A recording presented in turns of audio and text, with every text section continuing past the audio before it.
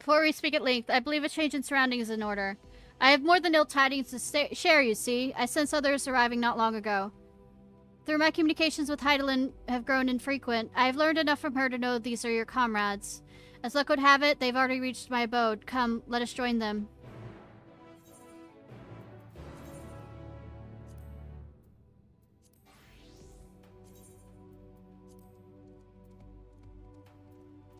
Actually...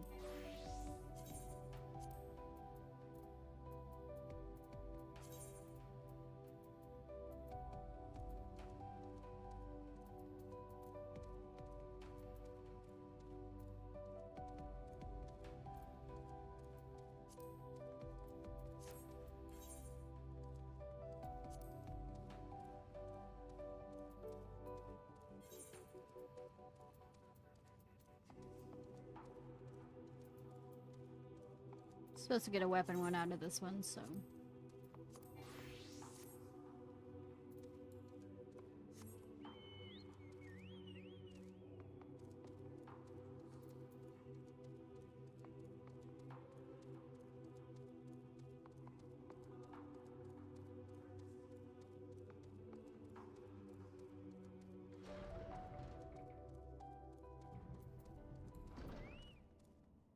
Pillar of Industry.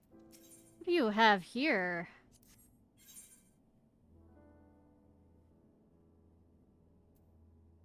What do they look like is the key of this, actually. I should ask that first, because I'm not at all a shallow person. Shut up.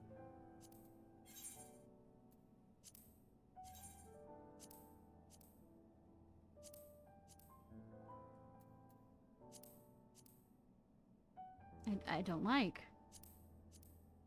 I also don't like. That's okay. You can only change one color on it. And it's the outer color. Cool.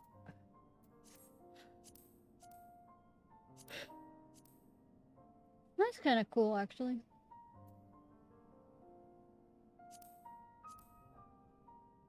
That is, I don't know what to make of.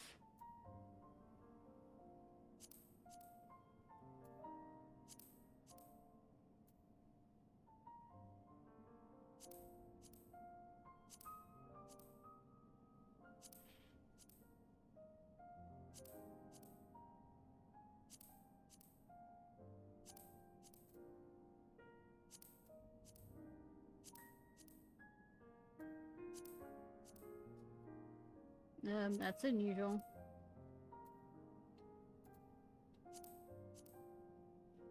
Nothing like being distracted by anything.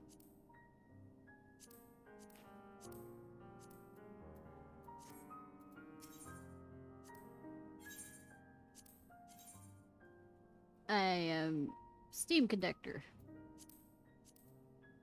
No. I am. No. I am Shino from, Naruto.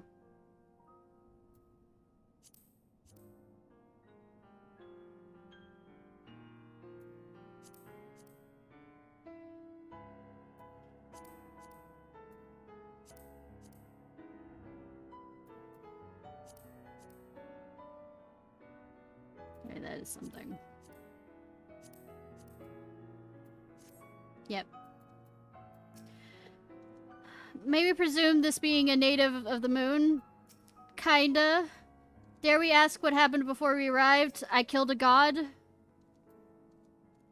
Yes, they are indeed the three I sensed. Thank you, Lone Wolf! I didn't even notice it!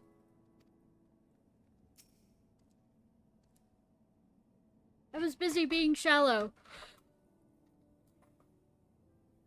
Thank goodness you're unharmed. We did what we could to subdue the Tempered before making our way here.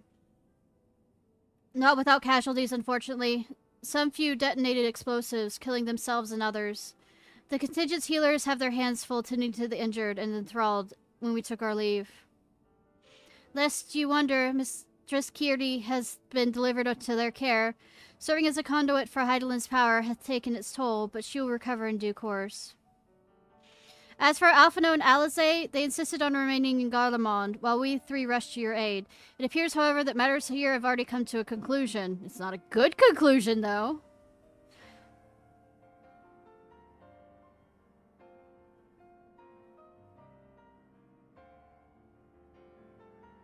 But what matter of conclusion, might I ask? And is this ally whom Hydaelyn bade you seek out? He is not unlike the shades of Amarot.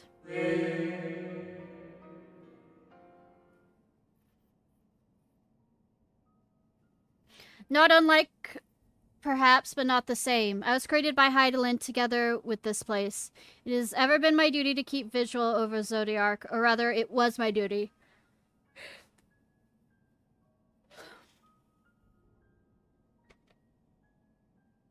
Y'all didn't get here fast enough and I had to murder a god.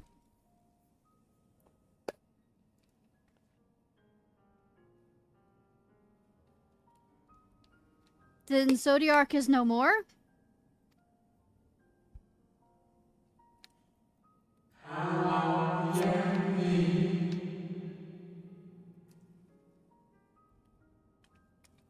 And not without consequence, I'm afraid. For now, the delicate weave of the star, preserved by his presence, will begin to unravel.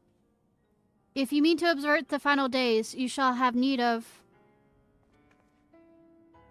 Are you alright?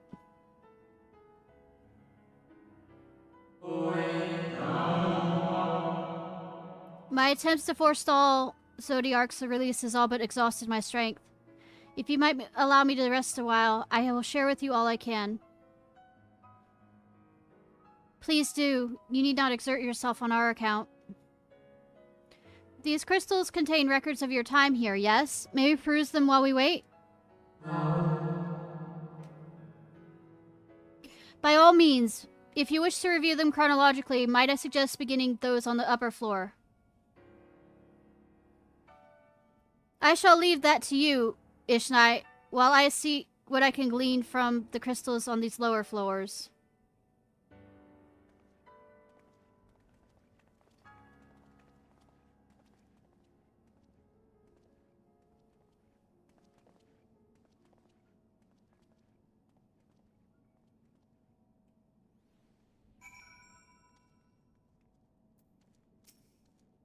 A moment longer, friend. I was just wondering if you wanted something to drink. I don't know if you drink stuff. Do you need something to eat? I don't know if you eat stuff. Pray review the records on the upper floors. I'll see if there's aught to be learned down here.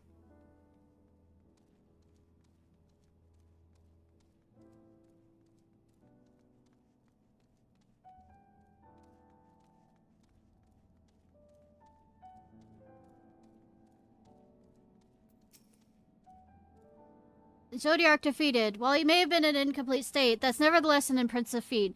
But even if he hadn't, his demise was inevitable. Fandango would have seen to it one way or another. That said, he probably would have wielded Zodiac's power to wreak untold destruction before taking his own life, making this the better of two unfavorable outcomes.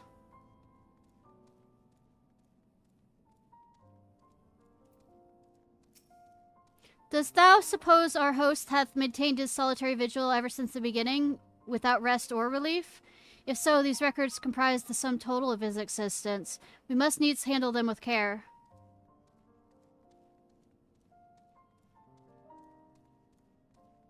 Dimly glowing crystal.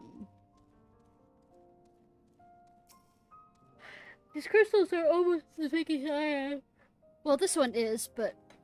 As you gaze into the crystal, ancient knowledge of Zodiark flows through your mind. Daily summary. No anomalies detected. Daily summary. No abnormalities detected. Daily summary. No abnormalities detected.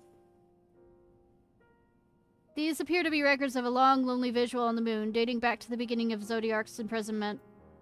That sucks.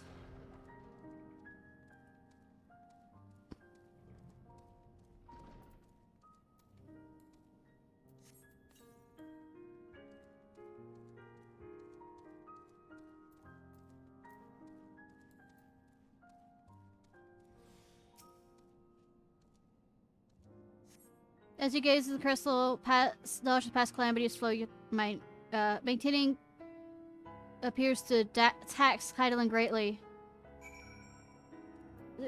Each rejoining Zodiac's thirst for freedom grew, as did the strain on the brands.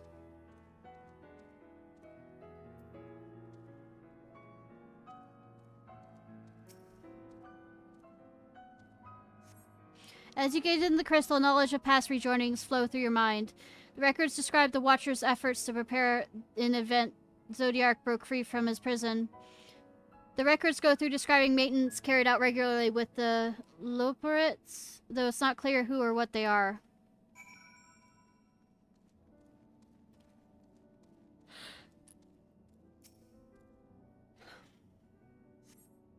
As you gaze into the crystal, a record of unexpected visitors flows through your mind.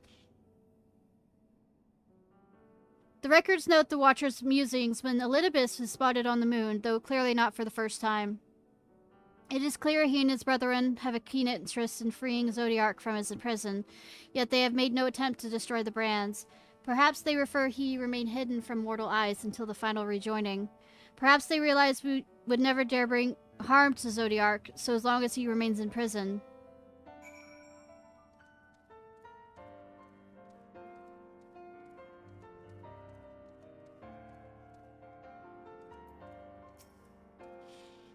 Did you learn anything important?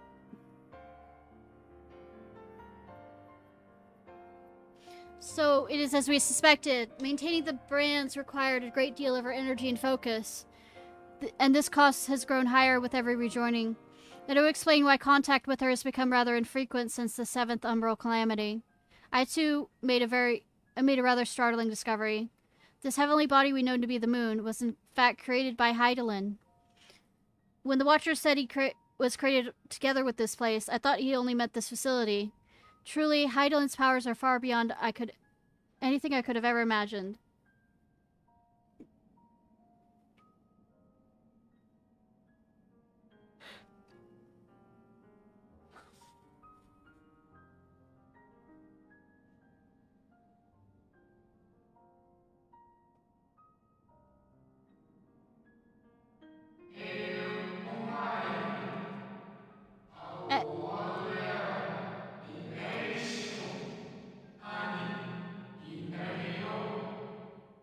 I thank you for affording me this short reprieve.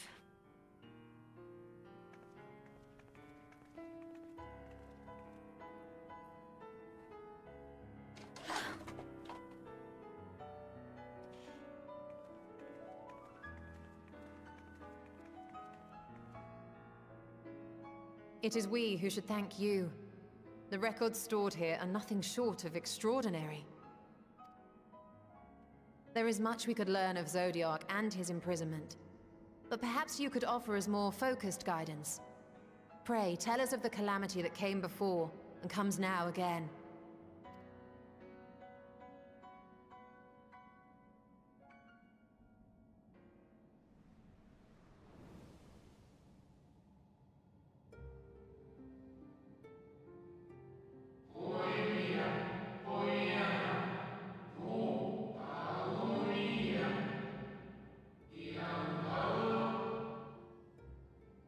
Long ago, before the Great Sundering, there was but a single world, Etheris.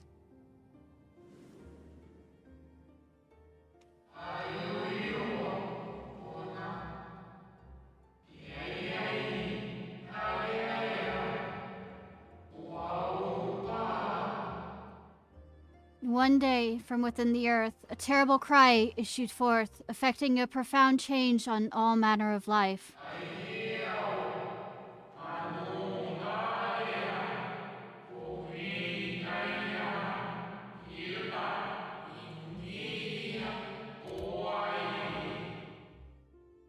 We were not exempt. Our creation magics ran rampant, giving shape and form to thoughts of hopelessness and despair.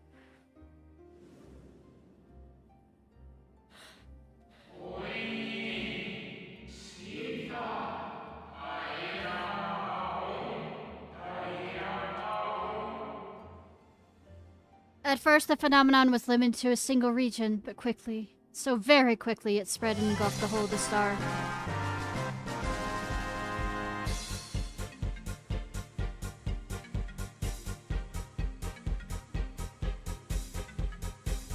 Were the ancients ever able to deduce its source? Hi, how are you doing? Playing Archipelago?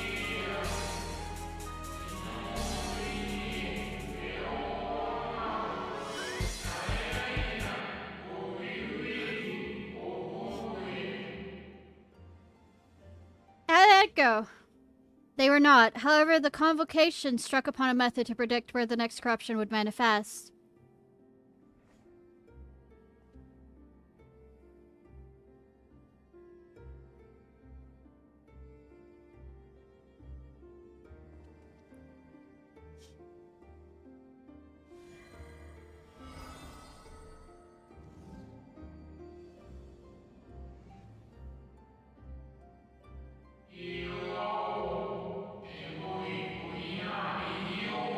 I finished all. So a quick run, kinda.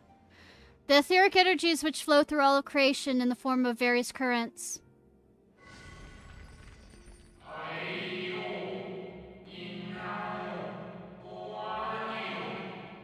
The currents which course through the land and seas.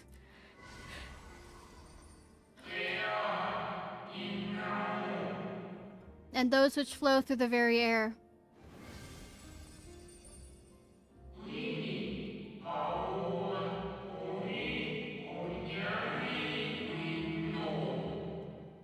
And those of celestial nature which encompass both our star and this moon. Celestial currents. I cannot say I am familiar with the concept.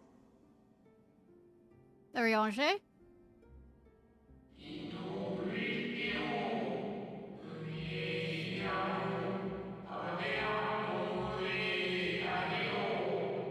No. Nor would I expect you to be. Few scholars of our time knew of their existence.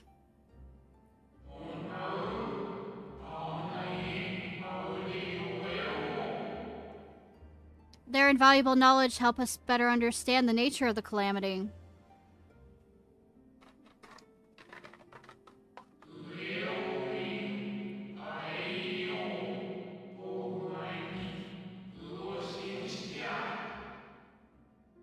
Like the terrestrial ones of earth and air, the celestial currents form a vast network, but the ethereal distribution is not consistent.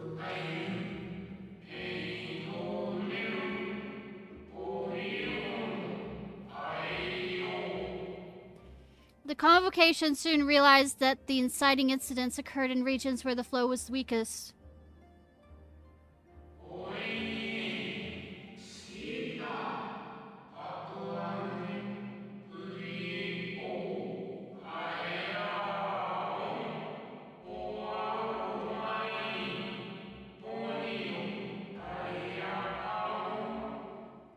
Correlation without clear cause, ultimately. Nevertheless, on closer study, the stagnancy of aether was observed in nearby currents. And so they sought a means to harness the forces of darkness, of activity and growth. Thus was Zodiac conceived. No less a power than a god's could set right the laws of nature and quicken the flow of ether within the star.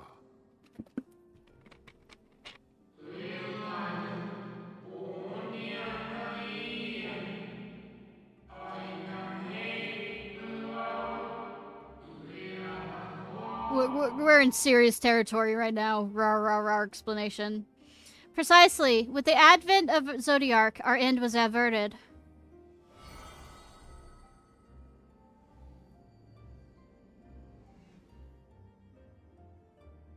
Emmett Selk claimed that those who summoned Hydaelyn did so because they saw Zodiac's power as a threat. Is that true?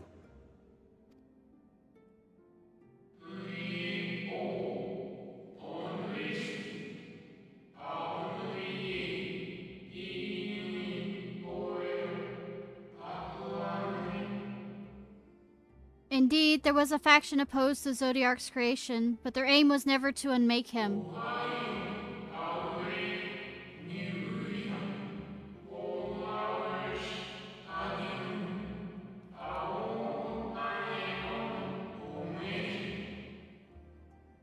The understood the continued preservation of the natural order was dependent on his very existence.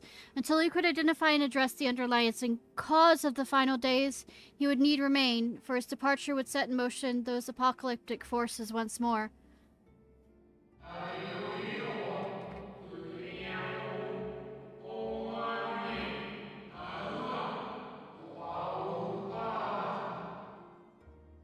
Heidelin recognized this as well, and so, rather than destroy, she sundered Zodiark herself and the star into lesser reflections, that she might confine him to this place.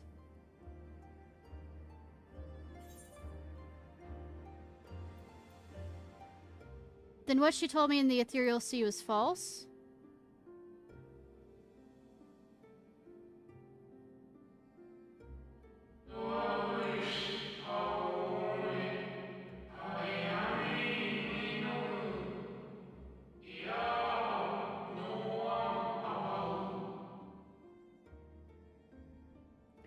That the two once dwelled as one until Zodiark grew hungry for power, upsetting the balance betwixt them? Not quite a lie, though rather a gross embellishment.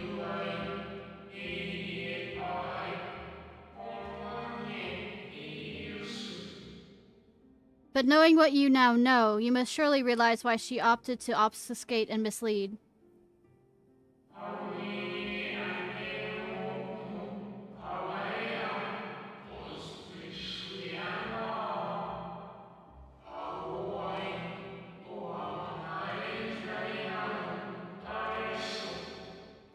Heidelin and Zodiark are both constructs of man, approximations of perfection limited by our own imperfections.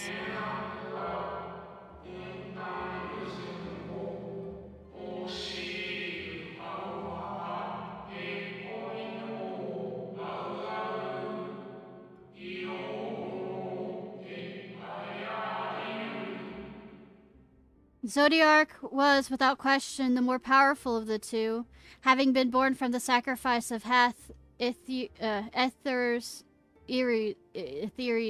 population.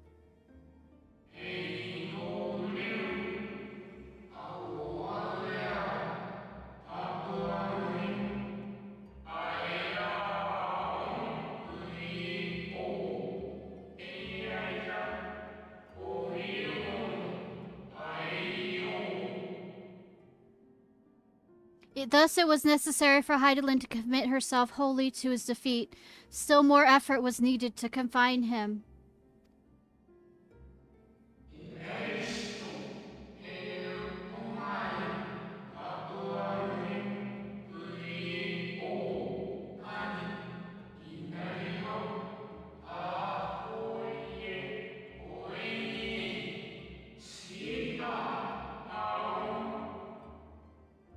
Maintaining the brands taxed her greatly. With what power she dared spare, she cried out to any who might listen and offered her blessing to those who heeded her call.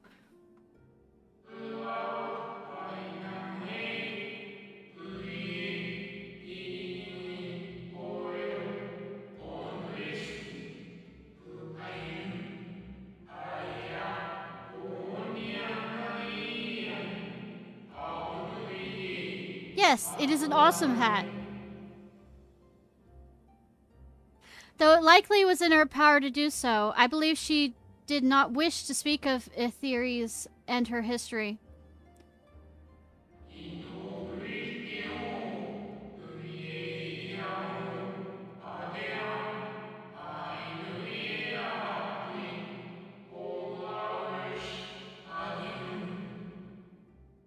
Like Zodiark, Heidelin's purpose is a reflection of her creators. They wish to look to the future and not linger on the prison of the past. The Ascians set in motion 7 rejoinings before we came to oppose them. How many more worlds would have been lost had we not placed our faith in her? How many more souls living in the present would have been snuffed out for the sake of those long dead?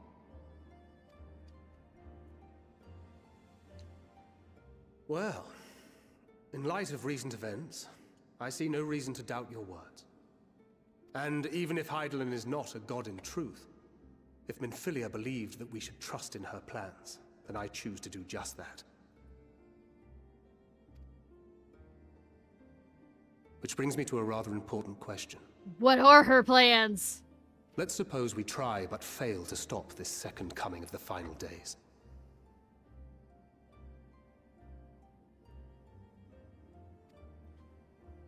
Should the source fall, what will become of the other worlds?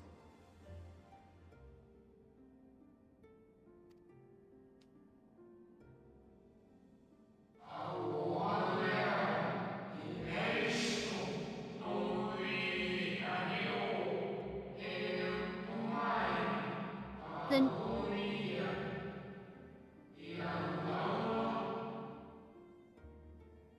the nomenclature is more fitting than you know.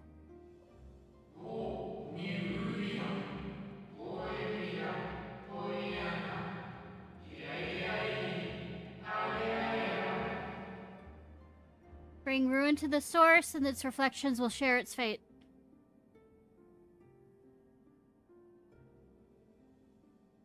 So, no pressure, though.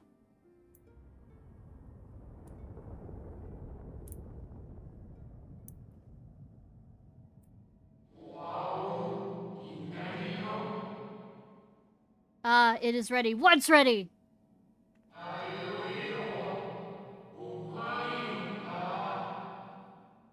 This way, if you'd be so kind. Would I be kind, though?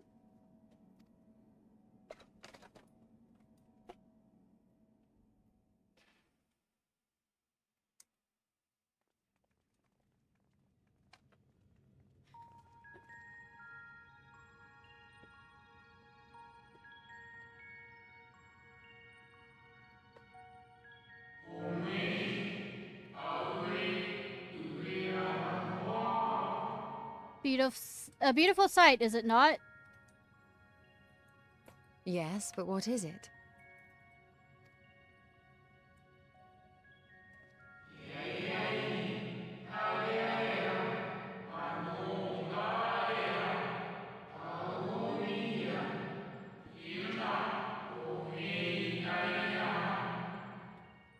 Heidelin knew better than any her power was not absolute. Indeed, she has ever struggled to hold Zodiark and his faithful at bay.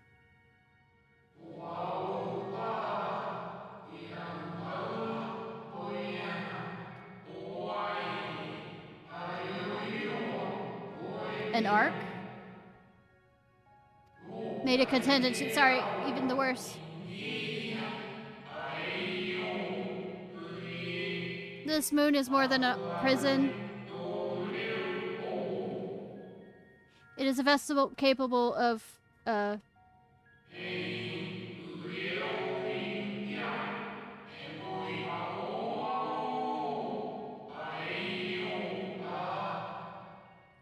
You need not go far to find its pilots. In fact, I should be happy to take you to them.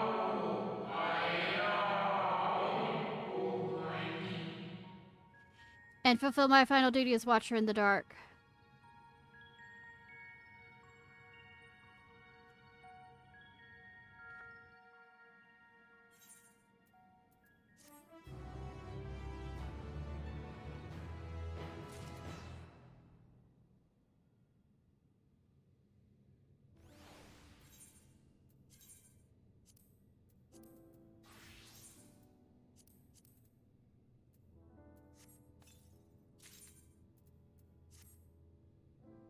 What does that look like? It actually kind of fits my outfit.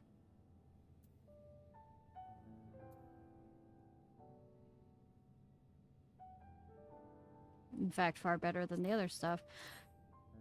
I'm not gonna be... I should very much like to hear this ordinary story. It may be true, but others will struggle to believe it. I can scarcely believe it myself. The moon is a ship? Well, now I've heard everything. The time has come for you to be on your way. The crater at the heart of the moon, Mare Lamatorum, where Zodiark was imprisoned, is not so easily traversed, however. Let me call upon Argos, the familiar whom you met earlier. He should have no trouble bearing you across. As Heidelin created me as the jailer, so did she create Argos as the guard. It is his nature to appear when needed, and yet he is nowhere to be found. Strange. Mayhap the imbalancing of Aether has affected him. Let us make for Crushing Brand and attempt to call him there. You need but recall the path you walked with Argos before, and you'll find your way.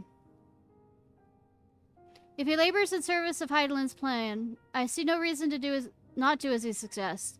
Shall we make for this Crushing Brand then?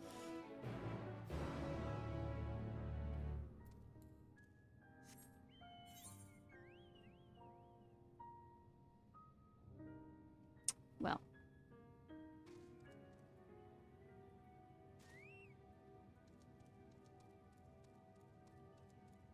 Over the river and through the woods. Except there's no woods.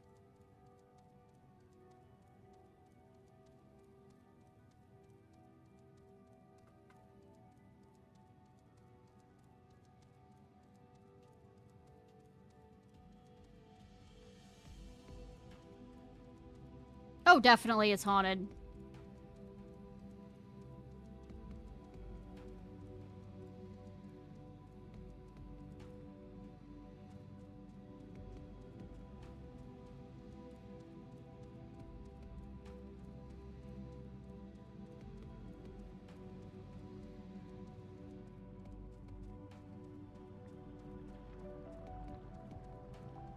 Can you not hear the screams from here?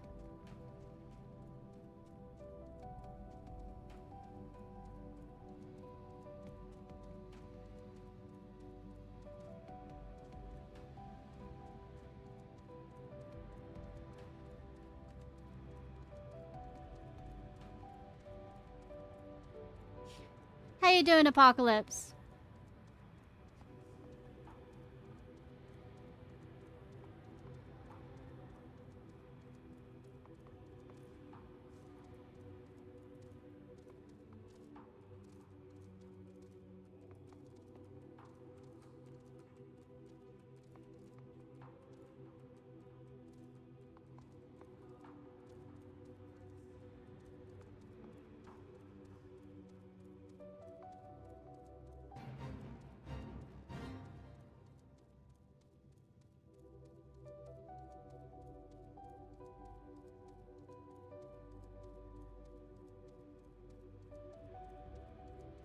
You had the vibrators over here.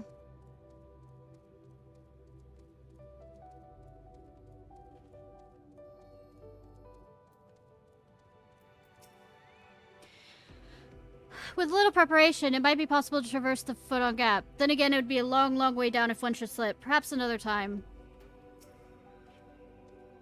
We're so close yet so far. Does not the harsh terrain remind you somewhere we've been before? The Dravanian Forelands, a place that rejects the intrusion of outsiders, where solitude reigns supreme. At the very least, it sounds suitable for Zodiark's prison. Well, I was gonna say the empty, but cool.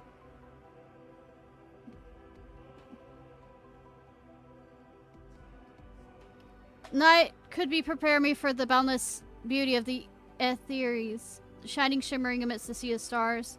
A blue sapphire, but one of countless other jewels brimming with life, no doubt. The place we seek is just ahead in the... I'm not gonna try and say that, so I'm gonna say Chloral. You see, Argos cannot manifest without sufficient concentration of ambient aether. You would be hard-pressed to find a greater confluence than inside this cavern. Follow me. Yes, I'm good at humanizing things.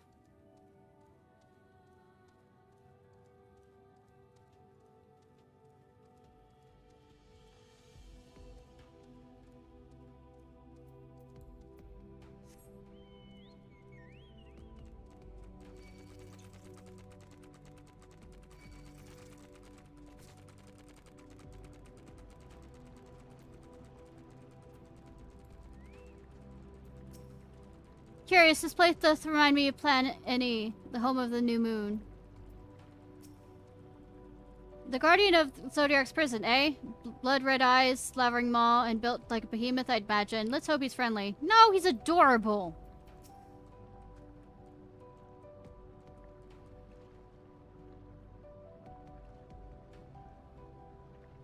This entire cave is thrumming with ambient aether. Alas, any further analysis will have to wait.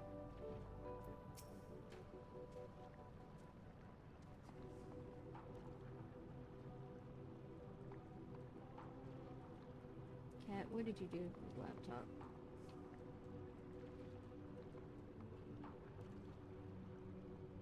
Here. Yes, here will do nicely. The lunar spungo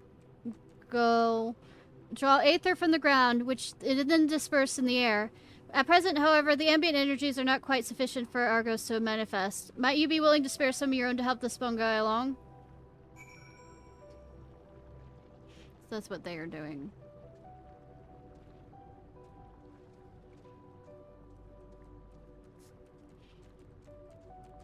To touch the bulbous... This is gonna make a boob joke. Blue boob.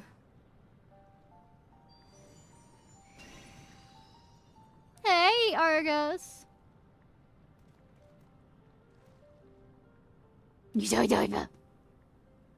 Argos manifests in a flash. He seems glad to see you again.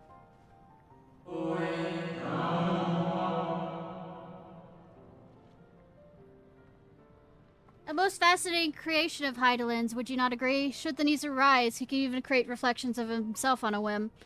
Though I assure you, it was no reflection which accompanied you early to the brand. No, Argos was quite eager to be at your side then, as he is now, it seems.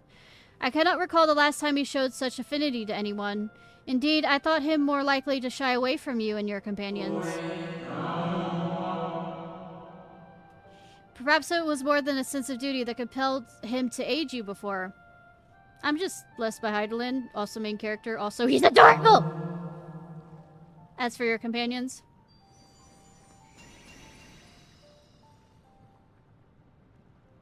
Unexpected, but greatly appreciated.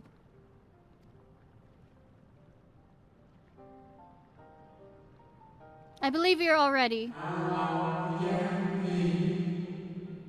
Then let us return outside that you may cross the chasm.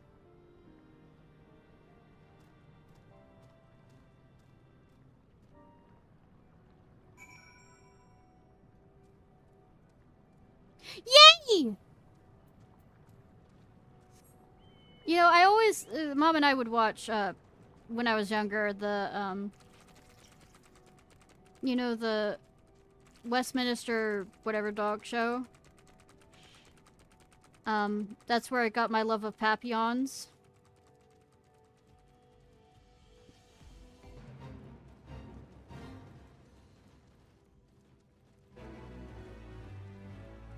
I did nothing with that fate. And this is a type of, I don't remember offhand what type of dog it is. But, I always really liked them and wanted them, but I also realized that I probably wouldn't be able to take care of the coat that's needed for him. I was expecting a little more intimidating and less man's best friend. To whom is Heidelin entrust the command of so grand a vessel, I wonder? Damu has long been described as a loyal hound of Fina, due to its relation to the Greater Moon. It seems highly improbable, if not impossible, for ancient people to have known of Argos, but now I wonder whether there's some connection. Argos favors you with which could be described as a conspiratorial grin.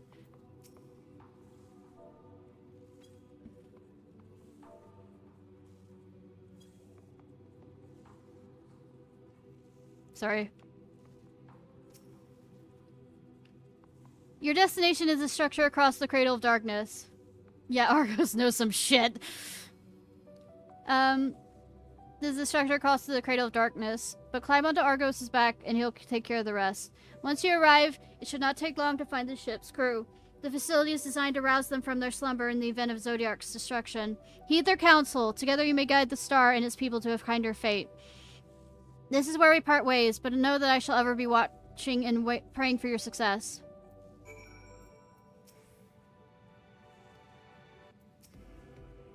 Our allies' assurance is notwithstanding. We cannot be certain what awaits us on the other side, so perhaps it's best if we do not go all at once. I propose the two of us cross first while Thancred and Uranger wait. Course. Onward! Is she side... We're both side riding. A malefic aether yet permeates from the crater. Remnants of Zodiac. Most like. We're side saddling this shit.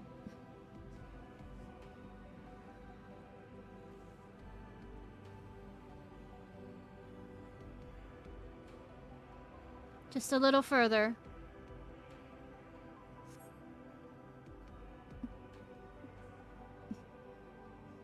Thank you for seeing the paws! Look at him, he's so adorable! Okay, sorry, I'm distracted.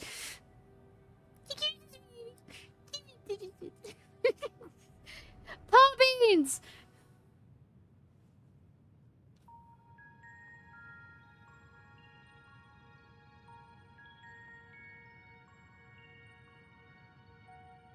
This structure is enormous, though it is hardly surprising given the size of the average, Amaratine. Apologies for the wait. Right then, let us head inside and... Oh?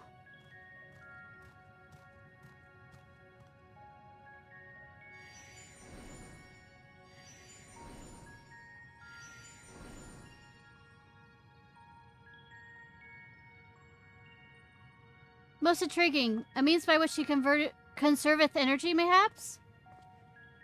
Well, I certainly wouldn't hint the blink out of existence on our account, helpful as he's been. Thank you, Argos. We'll take things from here. If Argos is to remain without, let us not keep him waiting over long.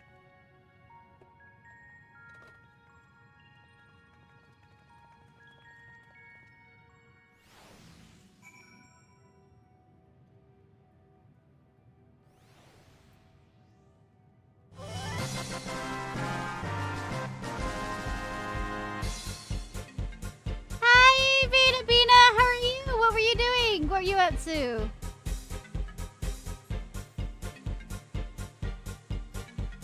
Best ways burrow.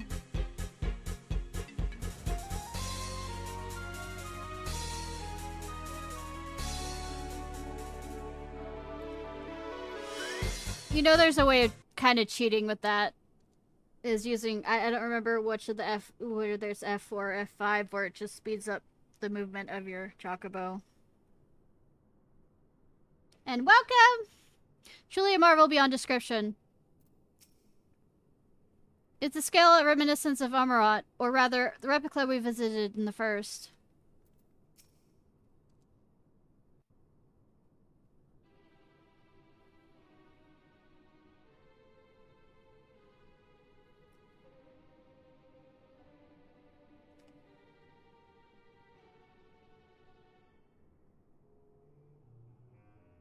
Our moonship pilot should be around here somewhere. Is that right? Yeah, yeah.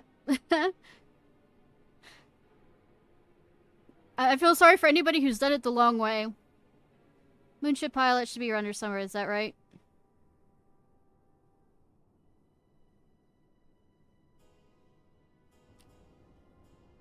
Are they Moogles?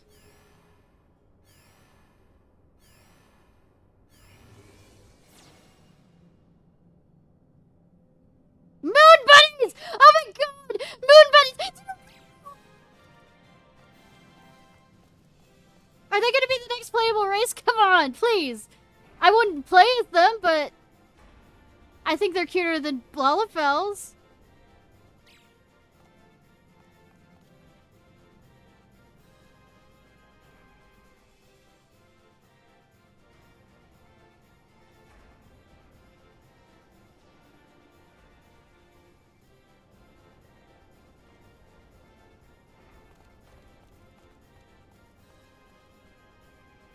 It's a society race.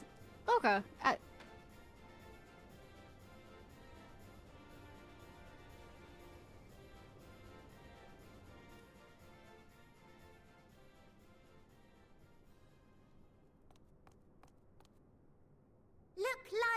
everyone. I know. This 1243rd inspection is a mite ahead of schedule, but it is of the utmost importance. For Zodiac, alas, is no more. They are me. Oh no. As of now, our mighty moon has a Mighty new moon! purpose: to bear the people of Aetheris to safety. Oh, I guessed correctly on probably the name of it. Let me slaughter it wrongly again. My friends.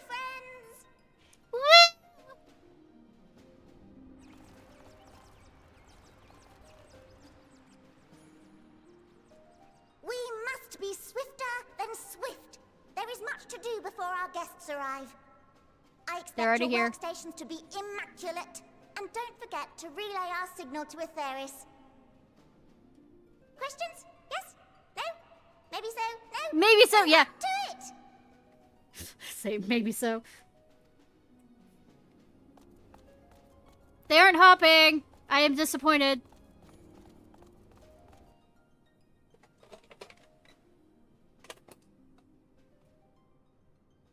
Tis a rather curious crew she hath chosen. Their endearing forms intended to ease the passengers' hearts, perhaps. Or get in everywhere. Perhaps. Like, crit, it's fine!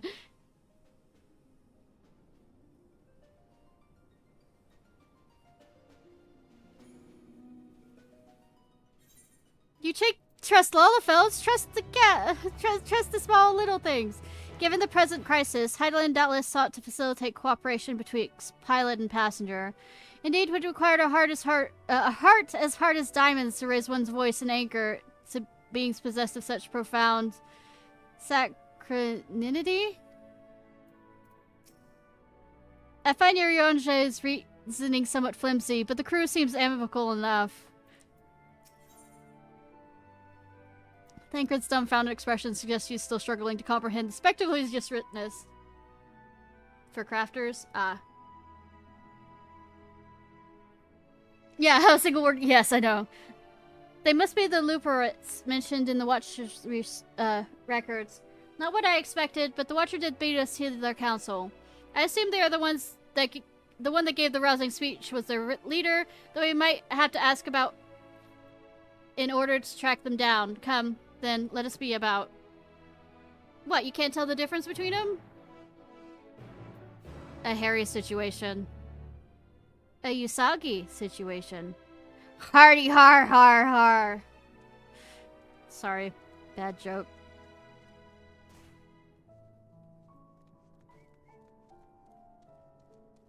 I'm gonna be making Sailor Moon jokes the entire time. Do you expect anything from me? The Luperites all appear to be set about their task. Where their leader is, I wonder.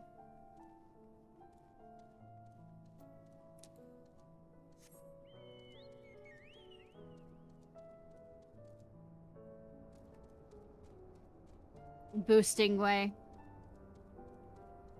What? You don't like my Usagi joke? Would you prefer if I do a Dark Moon joke? Camping way. Are all of them ending with the word way?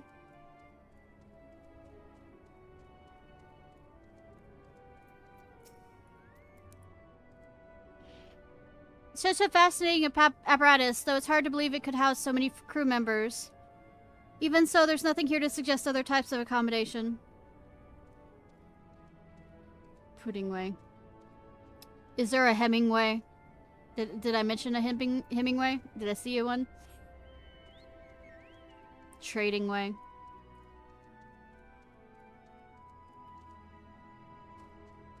Boosting way.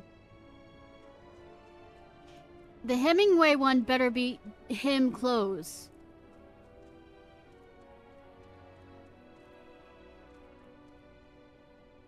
Splitting way.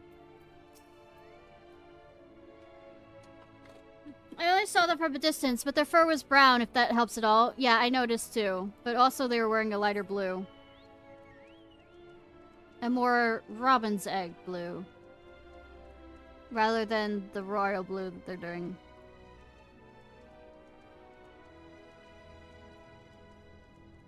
There's also one in, 12. Fighting way. Hum hum. Leader of the crew? That's not me, afraid. Singing's way the name. I'm in charge of construction and maintenance of the atmospheric circulation system. Only the crispest, cleanest air for the people of Etherius. And that's a promise.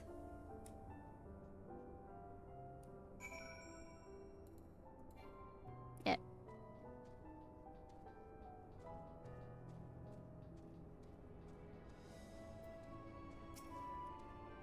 Saw the funny traders and Etherius getting up to, and I thought myself, I could do that. But by color trades, okay.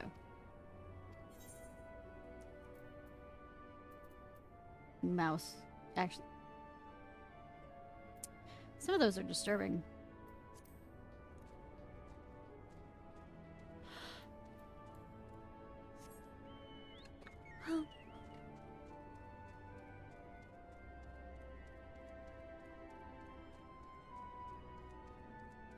Weaving way. Come on, Hemingway! What do you think of our clothing? I know you have on the mastermind behind all of its design. Meow, meow, meow. Leader? No. Sleeping way is my job. Perhaps I better ask. The naming way is... Okay. I repeat, Hemingway, please. I mean, it's just there.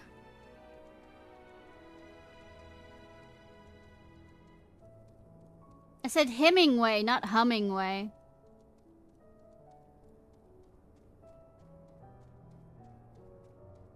Here's the difference. Snappy Lupin. Nothing way. Ah! We're all gonna die someday, so what if it happens a little sooner? Exactly nothing.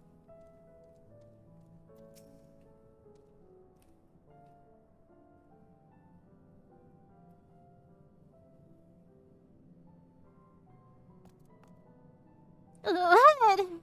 How in the... When did you get here? Who let you in? Why wasn't I told?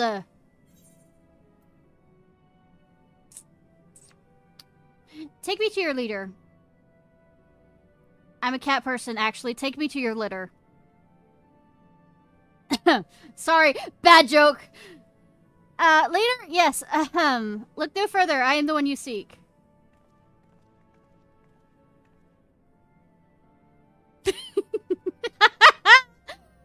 Well, looks like you beat us here. Yeah, you were a hair behind me.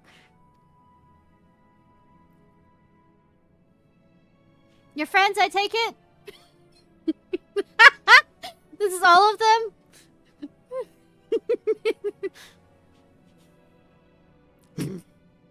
A group composed entirely of children. What must their parents be thinking?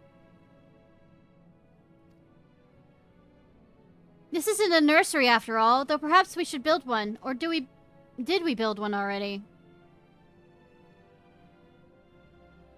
No matter, you needn't worry your pretty little heads. All will be well, I promise. But goodness me, we shouldn't be standing around gawping. I must take you to meet the others.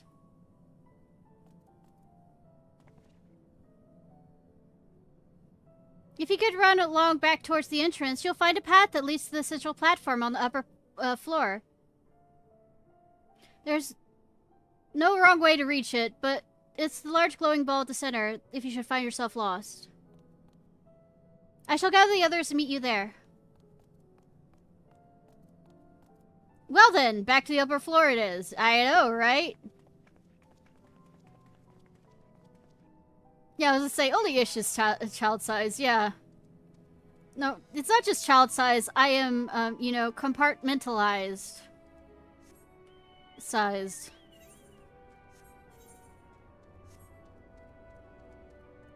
Probably should touch the aetheryte.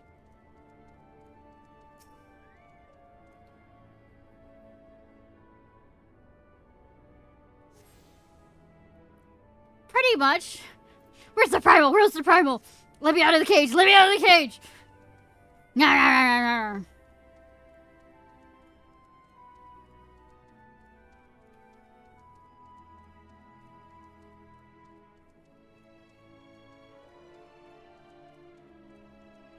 Looting way in my FC.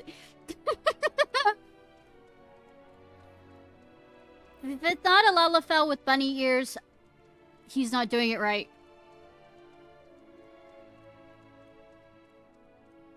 I'm good.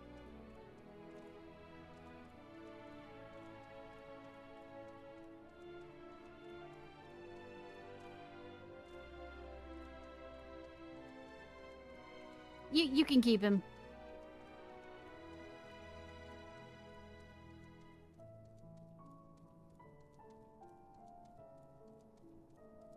Wobbing way. Flopping way.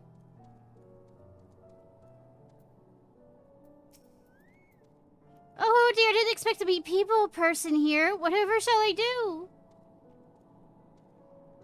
I see an earther current. Me? You're speaking to me? Oh, but of course, I'll answer any questions you may have. Who are you? I'm the manager and operator of the Central Control Sphere. Regulates every single facility here in Best Ways Borough. If anything were to happen to it, the whole place would stop working in no time. It's very important, so it's my job. This place, Best Ways Borough, is where we Liporits live, and work in honor of Heidelin. We all do our best to make the moon a suitable ship to transport everyone. You'll be able to ride someday soon. Don't you worry.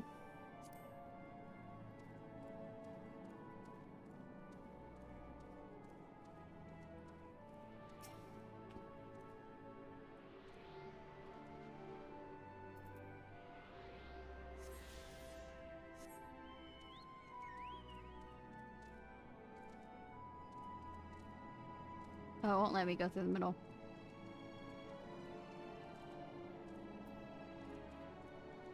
Mapping way. The etheric composition and density of the sphere is quite similar to the crystalline concepts we've seen before. It's likely they share their capacity for storing memories and knowledge.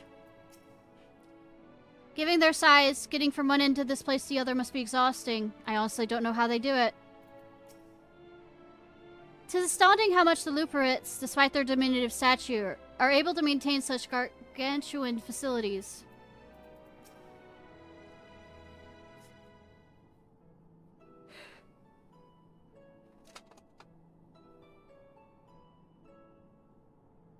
Right, of course. Introductions are in order. Ahem. My name is Livingway, and we are the Luperits.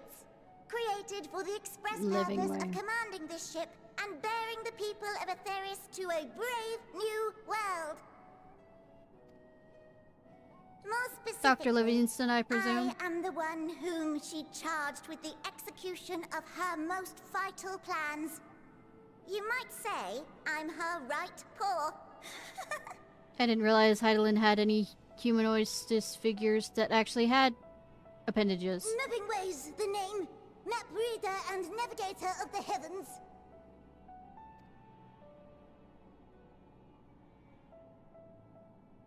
Pleasure to meet you all, but I'm still trying to make sense of this. Confusion and bewilderment are completely understandable. Fear not, I shall walk you through it. Well... The people of Atheris, through no fault of your own, I'm sure, set in motion a series of events that, unfortunately, culminated in Zodiac's obliteration. Yeah, totally not any fault of my own. I wasn't the one involved with this. In murdering him. Acutely aware of the imminent crisis, your parents sent you little ones on ahead while they began the necessary preparations. Yeah. We're just gonna... Still not following? No? Very well. I shall elaborate further.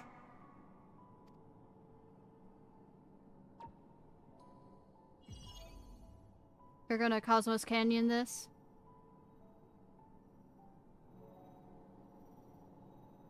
Here, we have Atheris, your home, and the moon, where we are now. Without Zodiac around to keep things lively, so to speak, the celestial currents of the star have doubtless begun to degrade. A calamity of apocalyptic proportions will be visited upon Atheris, bringing an end to all life. Very sad, that. Very sad that. So too hath the Watcher claimed. By thine unperturbed countenance, I gather this eventuality was anticipated. The doom and gloom. Oh yes, quite expected. Woo!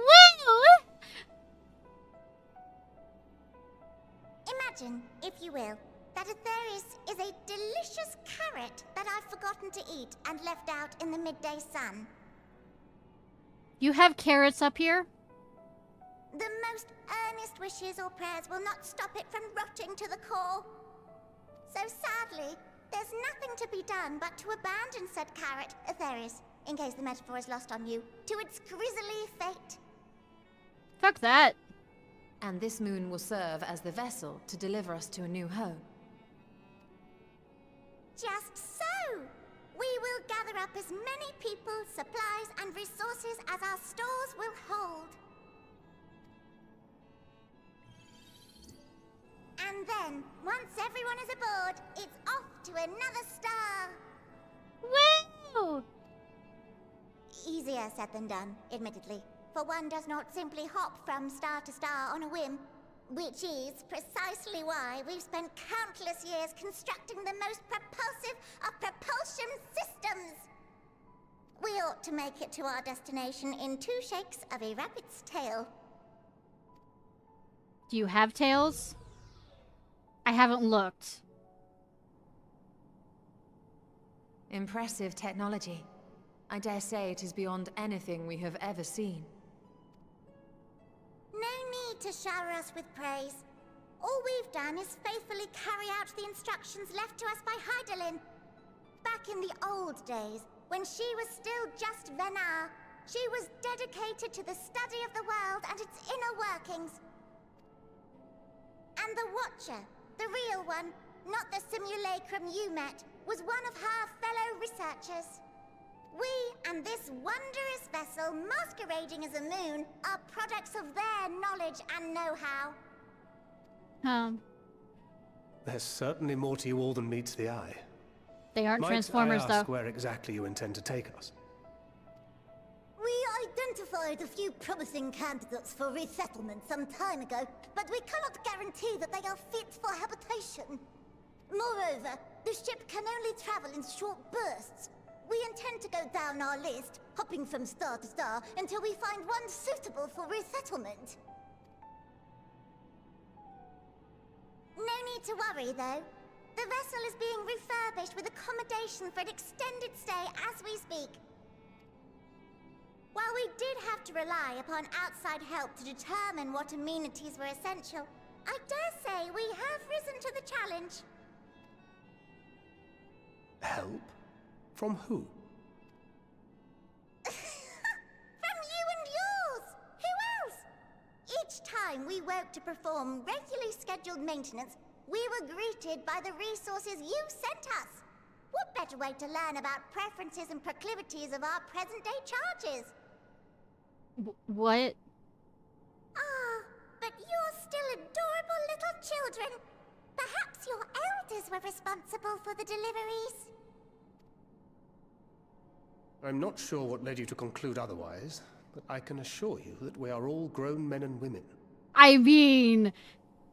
Except when I mentally am not. And I very much doubt my elders know this place exists, much less how to send you so much as a starlight missive. What? Then who in blazes let you on my moon? The door is open.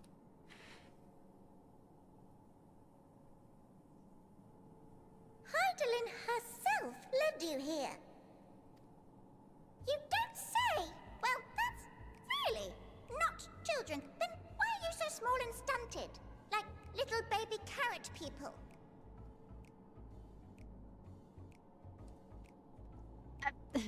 So this is what the Charlians have been doing, by the way, I'm guessing. Well, Amarotims were a great deal taller. In the present day, persons... I'm of just such gonna prodigious ignore that size are comment from you exceedingly rare. because you're so adorable and I will not punt you like a Lalafell if a Lalafell said that to me. So, you're saying everyone's not like the Watcher?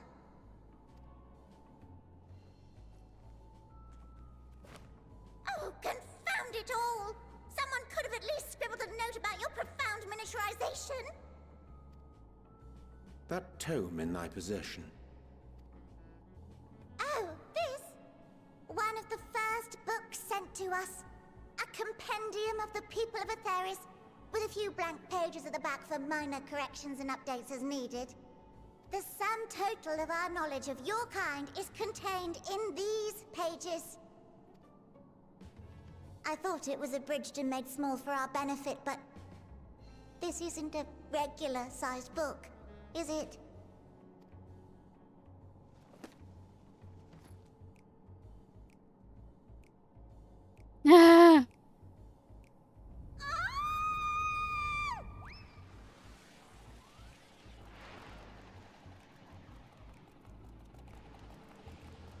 You okay? You okay, girl? Building Way, can you hear me? Yes, we're all very busy. Change of plans. I need you to rebuild the domiciles at 1/3 the scale. All of them. Yes, all of them, and but me no buts. See to it with all speed.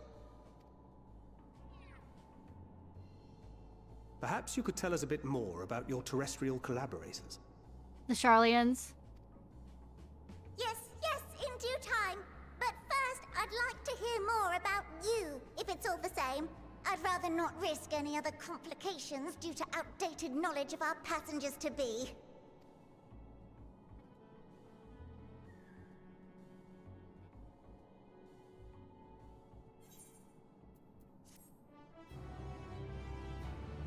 We just cause trouble for everyone. Why do I get the feeling we're gonna have our hands full dealing with the Liparots? I've got nothing. I should have realized something was amiss when Living Ray referred to us as children. What other delightful misconceptions do they hold, I wonder? 'Tis unfortunate that the domiciles were constructed in error, but their willingness to perform such sweeping renovations is a testament to their commitment. I cannot fathom the resource required for a facility so vast. Oh dear, I certainly hope Billingway can complete the renovations before more guests arrive. Or perhaps you should leave them as they are. That way you'll have more space to lounge about.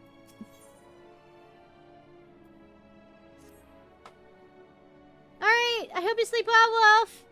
Right then, now that you're here, we need to teach you all about... teach us all you can about your people, and quickly. It won't be long before the final days are upon us in all their terrible grandeur. And it is imperative that we be prepared to receive our passengers to be. If there's anything else, anything at all, that may displease them, it must address post-haste.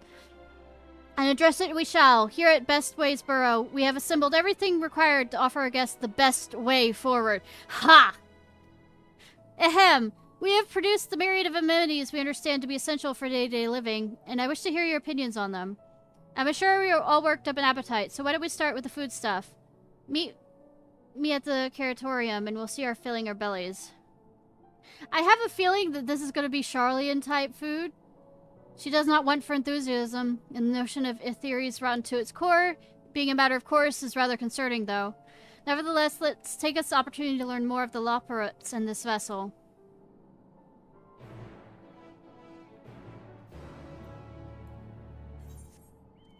No, say, I have a sickly suspicion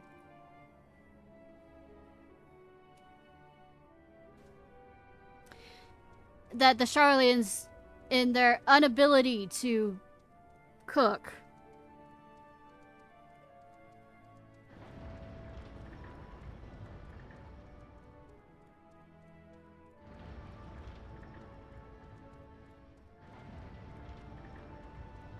yawning way,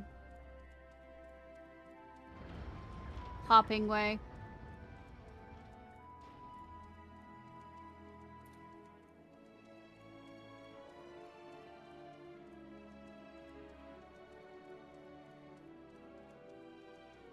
Falling way, warring way.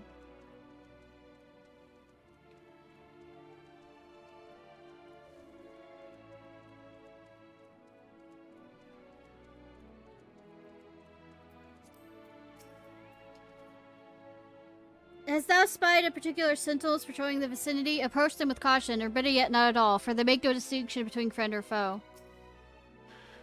Given their earlier confusion about regarding our size, cannot help but wonder if they know the first thing about us. And am I the one who suspects we're not going to find anything edible whatsoever? No, you're not. Welcome to the Caratorium. Here we create prototypes of the various sundries required for our soon-to-be passengers. Allow me to introduce the head of the foodstuff production. Cooking Way, pleased to meet you all. Our work has involved no small amount of trial and error, but after many cycles of painstaking labor, I dare say we've created the finest cuisine our guests could ask for. I learned about all the essential nutrients for a healthy and balanced diet. This is going to be like the Melazines, isn't it? Reference material we received. But I practically warned the words from these invaluable pages. Naturally, you also considered the ease of growth and production. We will not want for ingredients. I must insist you try some. We have some fish straw prepared on the account of, well, because we just woke up and are all quite famished. Hop along the platforms here, and you'll find a storage unit bursting with delectable delights. Help yourself to any.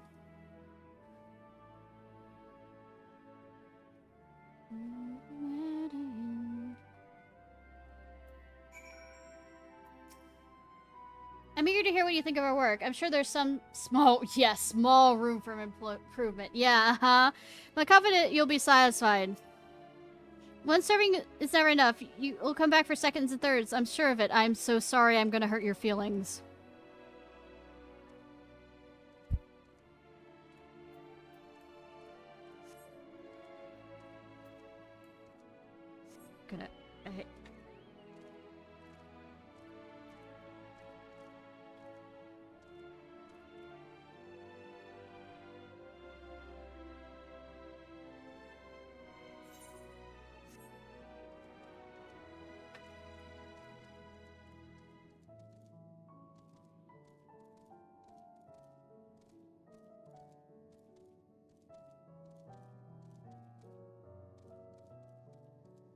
Blasting way.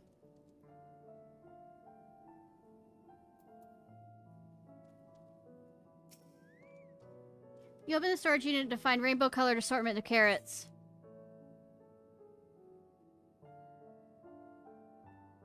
Peculiar-looking blue carrot. Strangely supple to the touch and smells vaguely of mint. An excessive length and girth only adds to the dubious of the so-called carrot. I'm gonna... length.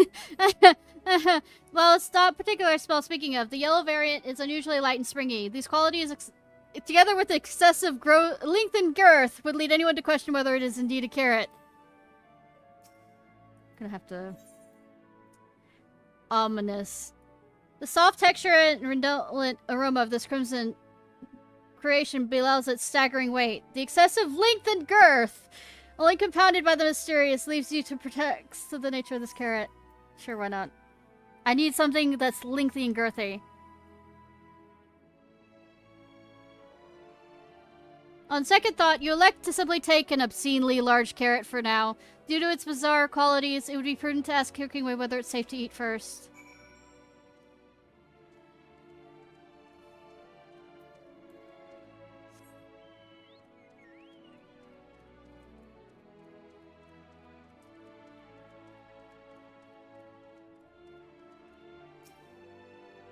Well, it is called a Caratorium. Who'd have thought that there'd be too many carrots here?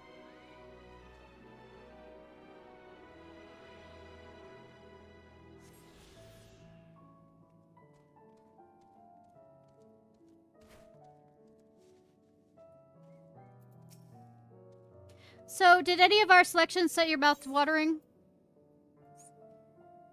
Even if Viera is to swoon at the sight of this so grand carrot, that or be offended by all those who assume they would. Yes, a fine choice. One of my personal favorites, actually. Please dig in. I'd like to hear what you think. Great trepidation. You take a bite of the carrot.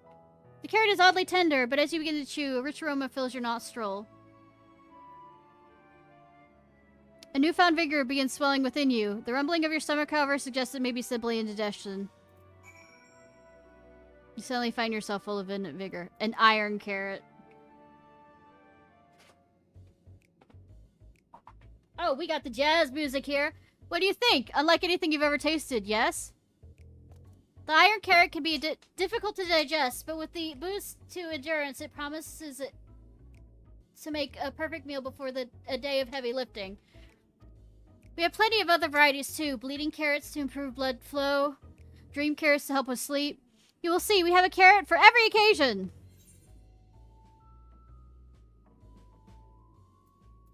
I can certainly see a demand for this in Charlian.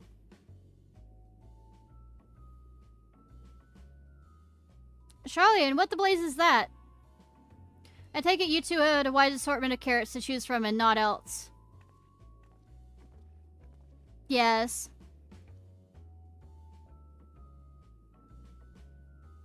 If I may ask, what exactly did these collaborators share with you about cuisine on Etheirys? Are you sure surely you're aware we have abundance of dishes, foods you could immolate?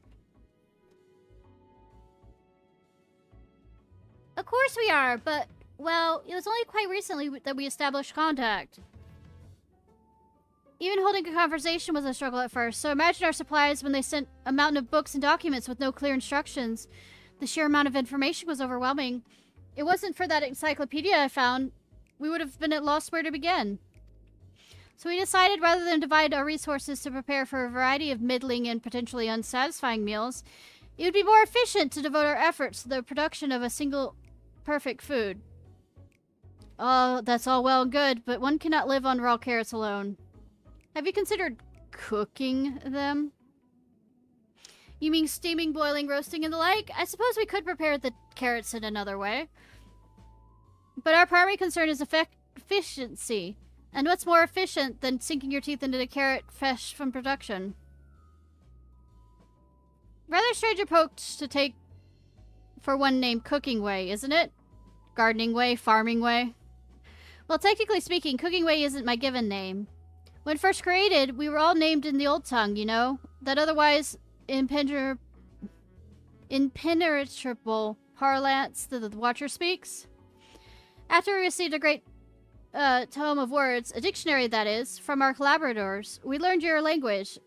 Adverbs, gerunds, present continuous verb conjugations, just the basics. Then we found the terms related to our given tasks and used them to form our new names. Aren't they helpful? No, not really. But it does explain a great deal. Wherefore did thy kind seem such a change necessary? When the rest of your people arrive, we want to be certain they understand immediately what each of us does. You'll never be able to pronounce our original names anyways. Oh, I sure as hell wouldn't. I see. I hope our critiques as they are were helpful to you. Though if you decide to preserve flora and fauna from Etheirys as well, you would be able to offer the passengers a more balanced diet. Until such a day, one day, pray comes sooner rather than later, it would appear there is naught but carrots on the menu.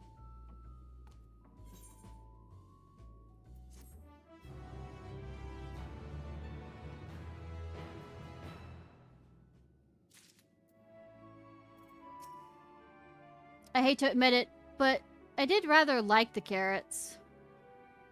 Yeah, you'll get tired of it.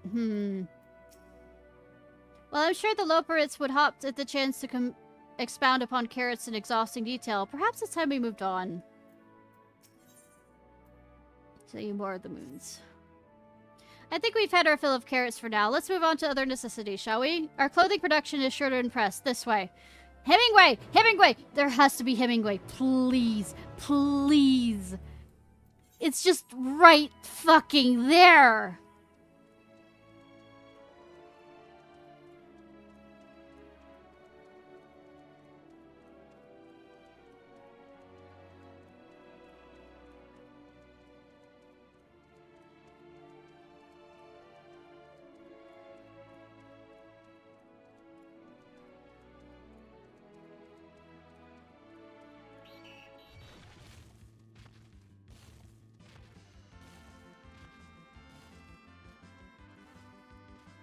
That is old music.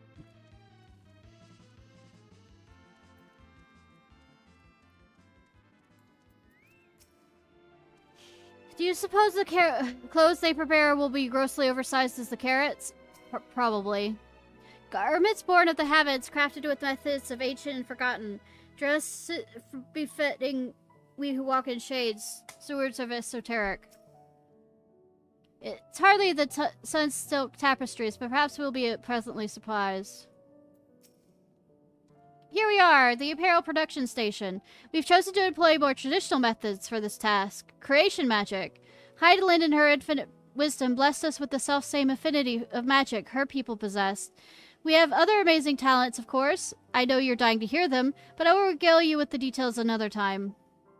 That said, we did run into a spot of trouble at first. Our magic alone was not sufficient to see our work done.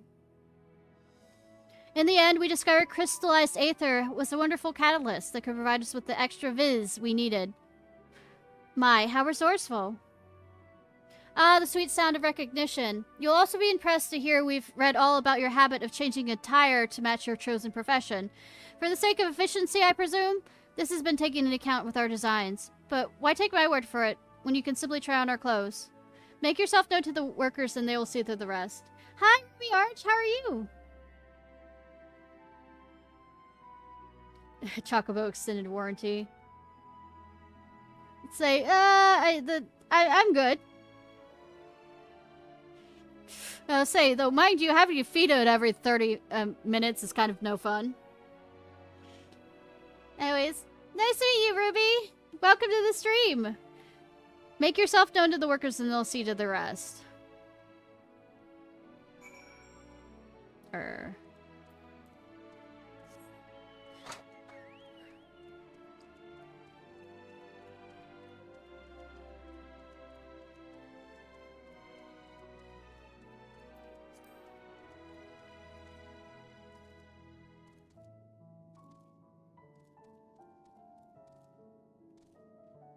Oh, come on.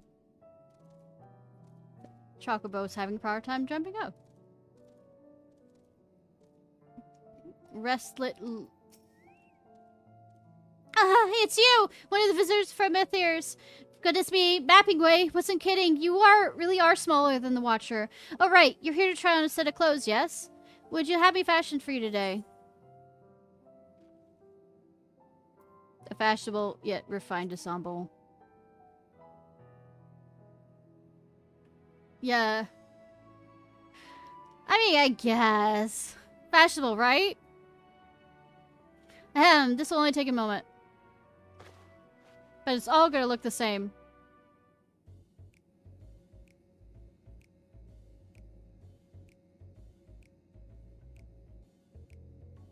No. There, we are finished. It fits perfectly if I do say so myself. I'll be honest, I know nothing of fashion, let alone fashion on interiors, but I wager one down there has ever worn anything like this fine ensemble. Perhaps you start a new trend. No. Would you look at it, speechless? There I thought you might not like it. If you might try something else, why not speak to my fellow artisans? I'm sure they're happy to oblige. You must continue wearing these garments in order to progress. You'll change back to your normal garments if you move too far away. Look on your map. Do good thrustless to restore prolonged... I'm offended. There's a level of offense here. Spent how long trying to get my stuff to work together?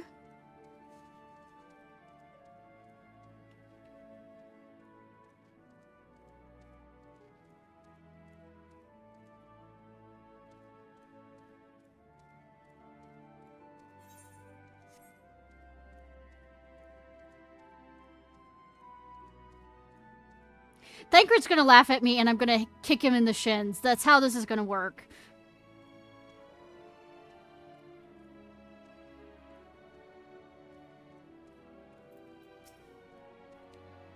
No one said you'd be coming.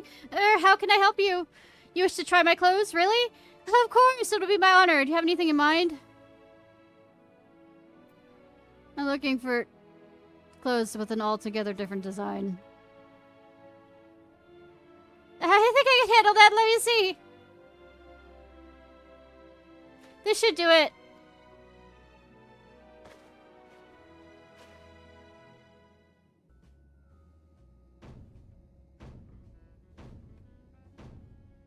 Okay, I hate this one even more. As soon as you got me with the leopard prince, you have me gone. Some of my best work yet. You're a strange one, aren't you? Honestly, I wasn't sure what to do when you didn't ask for anything specific. I'll take my work seriously, however, and I've never one to disappoint. And that ensemble is a blend of concepts from a myriad of professions, all-purpose attire from a modern... I was worried how the concept would turn out when put to proof, but it looks stunning on you. Why don't you go and show Living Way? I'm sure she's eager to see what we come up with. Continue with the same...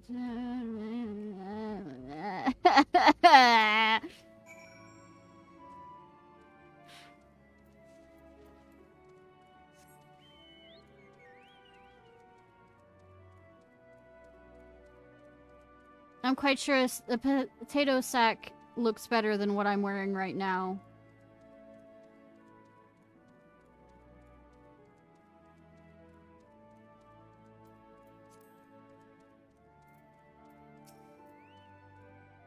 My, what? Don't we look splendid? No! So out of much trial and error, but I know quality work when I see it. Shh, you don't need to speak. I can see your adoration for the moon. And we love it's in your eyes. No doubt your friends feel the same having unsampled our creations. Like I said, Thancred, if you laugh at me, I'm kicking your fucking shins.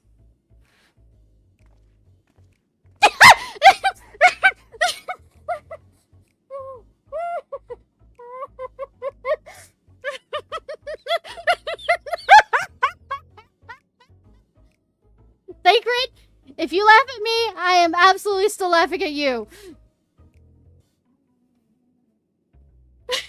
They insist we sample all their concepts ere we return. Area to the sum most becoming. Keep trying that early on there.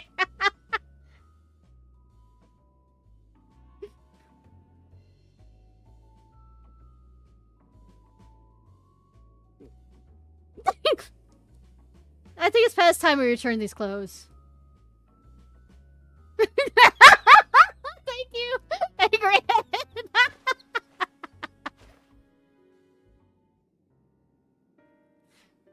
I was so confident our garments would meet with your approval. Whatever are we doing wrong? The Watcher taught us that in his time everyone wore the same robes. Do otherwise was against social etiquette. Oh, I didn't mean to hit that again. Please, you mustn't be so hard on yourself. Should we resort to evacuating the people of Aetheres? They will most certainly have need of your attire. 'Tis clear you spared no effort in addressing our needs, but you must understand, we are not quite so homogeneous. Speaking for myself, what I wear now better suits my taste, even if it is of inferior make. But there are others whose choices may be influenced by traditions or personal experience. Rather than making assumptions for the whole, you must consider the individual and their potential preferences. I fear we underestimated the complexity and diversity of your people. Even if we were to memorize every tome we received, I doubt we would have fared much better. Mayhap we're doing you a disservice by trying to shower you with our babbles and frippery, thinking it was for your benefit when you'd be better off on your own. There are some who might agree, people who prefer to keep others at arm's length, even when they know they shouldn't. As one such former fool, I'd like to ask you a question. This plan to evacuate and escape the final days, did it count for the reflections of the source as well? Not that I'm aware of. We are born of Hydaelyn's love for Aetheres, and the salvation of the people on that star alone, has ever been our aim. Surely it's better to devote ourselves to saving one world than divide our efforts across 14 and risk failing them all. I suppose you're right. Living Way, might we have leave to explore Bestway's burrow unattended? You have given us much to think about. Why, certainly. Until later, then.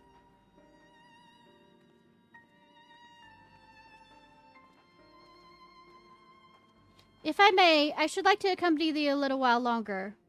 Really? I mean, you're more than welcome to. There's actually something I wish to speak with you about. Let us be off then, shall we? So what am I doing?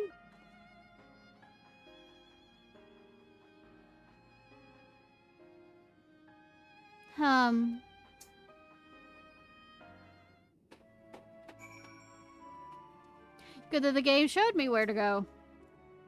My apologies, I wasn't trying to spy or anything. Everyone's talking about the visitors from Aerithis. Aetheris. I'm back to slaughtering the name again. There, I wanted to see what all the fuss was about. I was excited at first, but now I'm worried. What if the people of Aetheris refuse to come? What if we can't save them? It's clear we've made a mess of things. Oh, but wait, you still haven't visited the domiciles. Once you see them, you'll understand how wonderful the moon truly is. I'm sure of it. I'll be waiting for you by the teleporter near the entrance. Oh, the name's Growing Way, by the way. See you soon.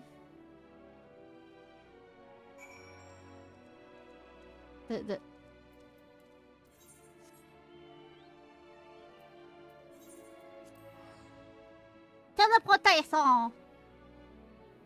Hopper's Hold. Hardy har har.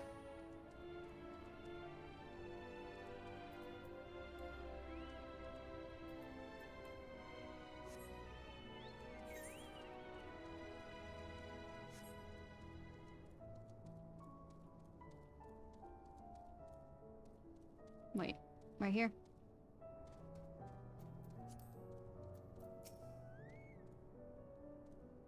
You're here! You're really here! Thank you, so much. Sorry, what should I call you? Ishnai Ciarfox? Crikey, even your names are amazing. No, it isn't. Well, Ishnai will be using the teleporter to enter the residential area. Whenever you're ready.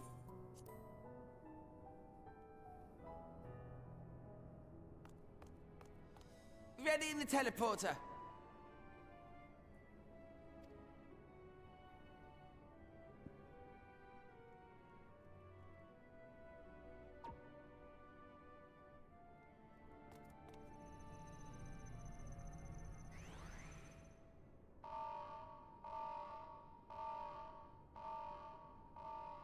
Oops. Huh? Access to living quarters restricted due to reconstruction. Then where is it? Oh, no. No!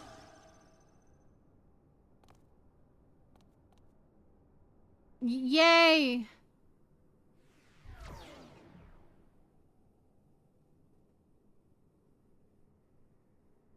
A private audience, as thou didst request, for reasons I know not.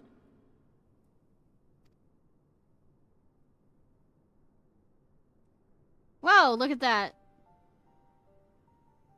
Just a precaution. I'd rather I didn't have to ask the question at all, but I take my responsibilities very, very seriously. Do you and your friends, by any chance, find our accommodation wanting? Be honest, brutally even. 'Twould be ungracious of me to belittle the efforts of thee and thine. Lovely sentiment, really. But the disappointment is writ plain on your comrades' faces. It's all the more frustrating since no one will come out and say what they find wanting.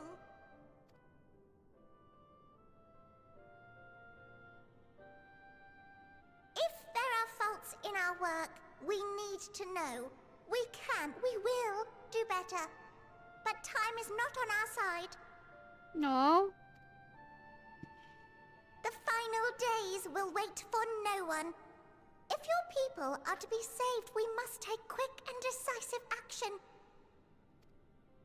This vessel must serve as a home for as many passengers as possible, for far longer than we may like. Which brings me to my request. Our collaborators on Aetheris are doing what they can to prepare for the voyage. Would you be willing to go and lend them a hand? Having seen the moon for yourself, you could speak to its many splendors, learn what else they might require, and assuage whatever concerns they have. Wherefore wouldst thou entrust me with such a task? How to put it? You're the only one who appears not to be wholly unsatisfied with our work. Oh? Oh, quite good at pretending that's the case, at least. Calm, collected, tactful to a fault. Very particular with your words, too. You understand that, in the face of great danger, one cannot pursue perfection at the expense of practicality. The difficult choices must often be made for the greater good.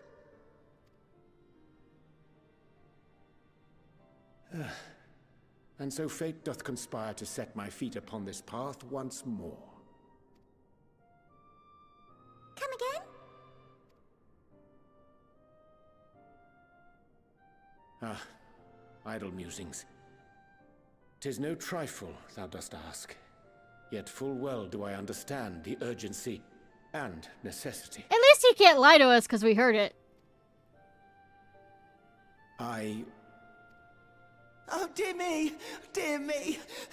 I was terribly sorry for the mix-up. It's a bit of a malfunction. I hadn't realized the residential quarters were inaccessible, you see. But you're still in one piece, so all's well that ends well, yes? Won't happen again, I promise.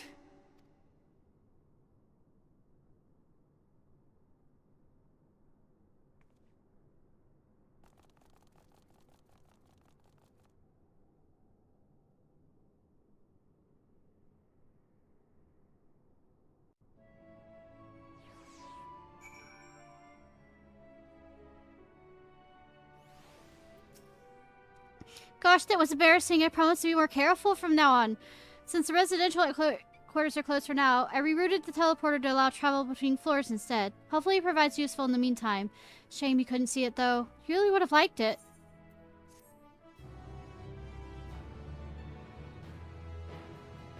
Travel, nice. It may not seem like it, but we've been planning for this far longer than I care to admit. Each time we woke up, we'd had long discussions of how to save as many as you can. Felt like everyone had an opinion on this or that. But the one thing we all agreed on was the people of Aetheres wouldn't take action to save themselves until it was far too late. That's why we're striving to make the moon a vibrant and magical place. They'd hop at the chance of visit rather than waiting for the flames of oblivion to get them off their tails and force them to accept our invitation. The residential quarters may not be up to necessary standards just yet, but there are plenty of other places worth seeing. You've already been around the Curatorium, but wait till you see what's waiting for you at the east end of the borough. Follow me.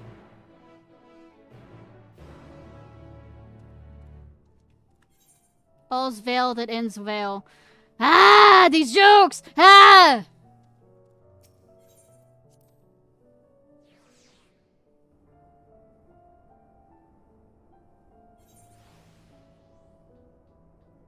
Night, Haru! Hope you sleep well, hun! Probably gonna finish whatever it is in here and then end for the night, too.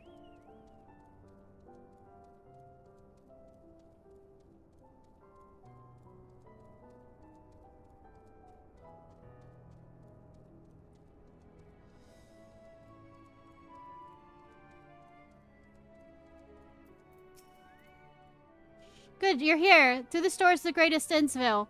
It was named as such as is a veil to end all veils. The most beautiful forest you'll ever see. We understand the people of Eris enjoy taking leisurely walks through natural spaces and the like, so I'm sure you'll enjoy it. How about we start with a nice stroll to the fountain?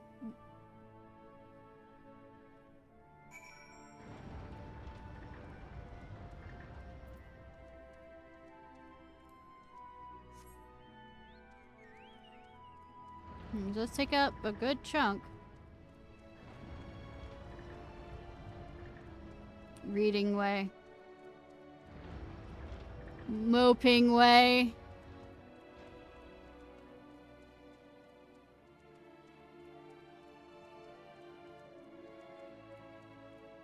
Very artificial.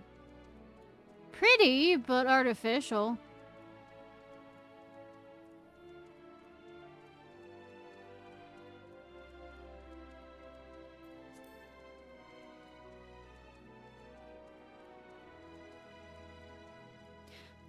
I love that they have bunny ears.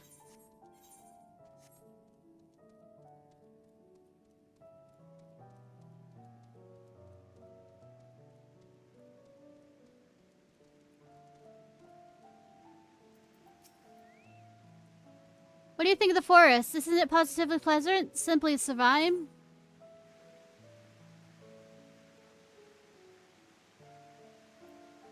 I couldn't see the forest or the trees. You're pulling my tail. You're in the forest right now. Building this place was a challenge, let me tell you. Since we were born here, we've never seen trees in person before, let alone a forest.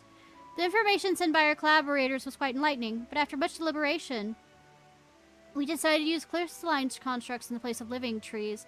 And thanks to our atmospheric circulation system, this place produces air as clean as you'd find in a forest on Ethers. The fountain behind us, powered by the rather large crystal adorning its top, plays a vital role in supplying us with fresh water. Much time and effort was spent in making most spherical of spheres, and I dare say unparalleled roundness speaks for itself. Yes. I enjoy nothing more than a nice long stretch and a spot of relaxation whenever I come up here. Looks like you could do with a stretch yourself.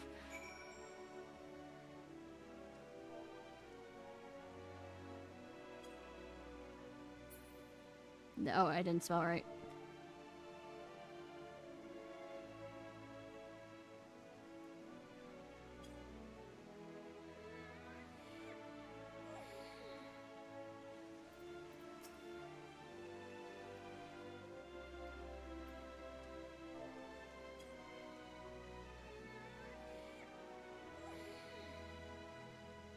That's the spirit. I feel more relaxed simply watching you. A sight worth the many years spent building this place. If it's not too much to ask, it's always been a dream of mine to take a walk through this forest with someone else from Theories. Maybe we could... You're flirting with me. We're going on a date, sir? You will? Oh, be still my quivering whiskers. Summoning you. See, it's a different area. Where are we going? Alright, let's go to the talkie talk before we go to the other.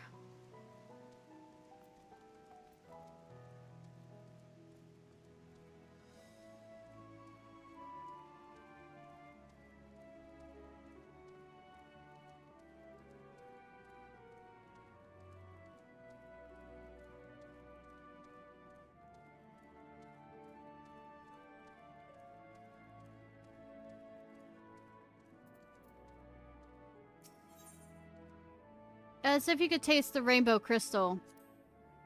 What? No. I'm not sure what you do with crystals on Ethers, but we do not eat them. And certainly not this one. It's possessed of all 6 elements: wind, lightning, fire, earth, ice, and water. We use crystals like these to maintain the moon's elemental equilibrium. It's worth mentioning, though, that because of Heidelin's influence, being the embodiment of tranquility and stasis and all, manipulating the elements here is different than it might be on Ethers. A conjuring of fire will sooner dry your clothes than singe them, for example. Simply put, etheric conditions are ill-suited for growth, which is why the surface is mostly barren.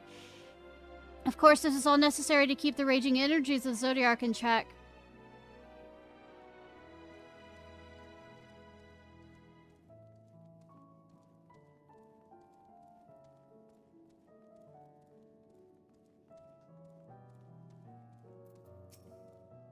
I was thinking, Ishnai, that it could be more helpful to you by teaching you a little about the moon and what we do. When we first created, the moon's sole purpose was to hold Zodiac, and there was absolutely nothing to be found here. Eventually, Heidelin gave us our first task: furnish the moon with a propulsion system capable of facilitating travel to other stars. It sounds impressive, and I should suppose in some respect it is. But it was only possible thanks to all the knowledge Heidelin shared with us. We also had a lot of time to get it done. 6,000 years, give or take. But anyways, let's keep going. Where are we going? Over there.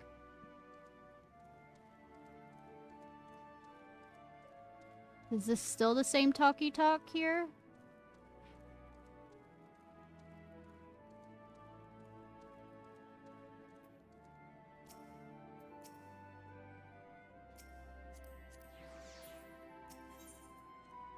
Yep, same thing.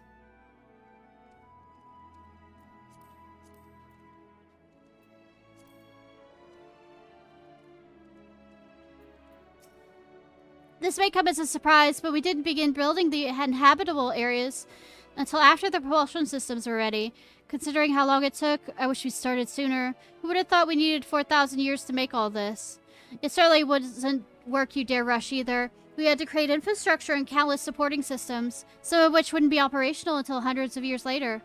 Then there was this brief period when our productivity came to a screeching halt, when a bizarre red satellite was sent up from Aetherius. The Alligans' mischief, I think. We thought maybe some new nefarious actor was colluding with Zodiac. All we could do was stand by and brace ourselves for the worst. Can't tell you how relieved we were when Heidelin informed us of its destruction. Oh yes, there was much joyous humming that day.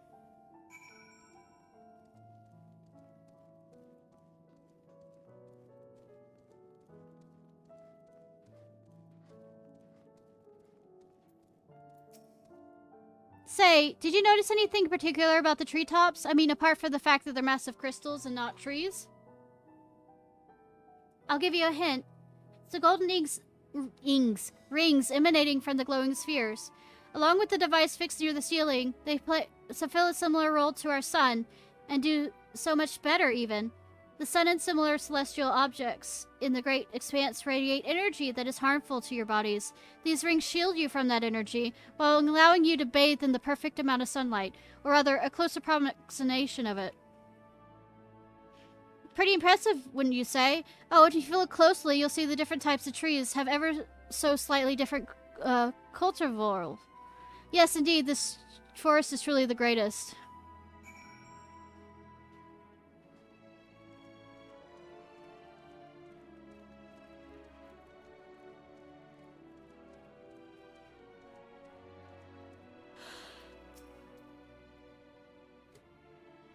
There is something else I want to tell you about. Oh, right. The propulsion system and the inhabited facilities were completed around 2,000 years ago. And with that, the most important features were fit for purpose. Which is all well and good, except we still knew nothing about the present-day people of Aetherius. So why not go and visit Aetherius yourself, you might ask? Strictly forbidden. Were our technology or knowledge of the moon's true purpose exploited for evil ends, the results could be disastrous. And then there were a few more rejoinings, and it became increasingly difficult to converse with Heidelin. Fearful we might lose the ability to communicate with her altogether, we beseeched her to find people on Aetherius who we could trust to help. We were quite fortunate everything worked out as it did.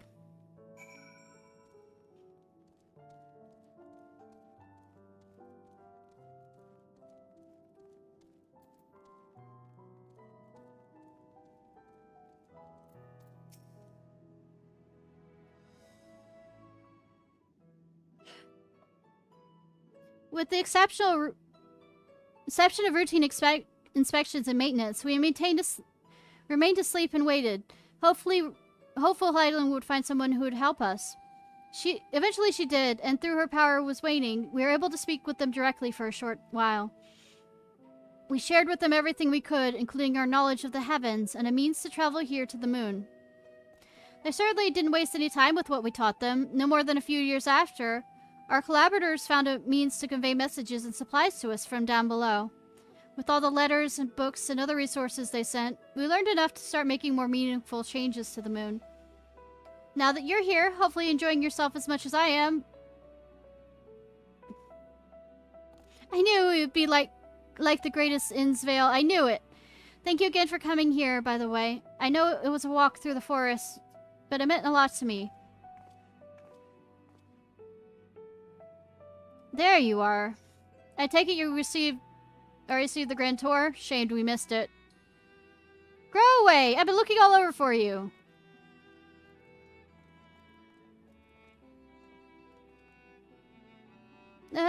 Is this about the teleporter to the residential area? No, never mind that. We have more pressing matters at hand. I will be calling an emergency meeting shortly, and your attendance is required. Really? I can't imagine why you'd need me there, but if you insist. We won't be away long, so all you more than welcome to continue looking around the burrow. Now come along, Growing Way.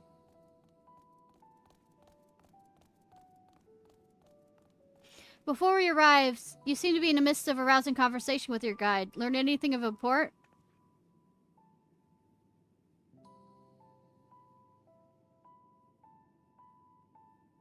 They spent 12,000 years preparing for this? With the appointed hour fast approaching, I can certainly understand their restlessness, but still. It remains to be seen if the people can be persuaded to evacuate when there's yet no signs of the final days. What's more, the technology of this place defies imagination. I doubt there'll be many who will readily come to terms with living in such surroundings. Whoever these collaborators are, unless they are possessed of the world's most charming personalities or means by forcibly evacuating people, they will be met with a great deal of resistance. Indeed, even if faced with annihilation, the decision to forsake all one knows cannot be made lightly.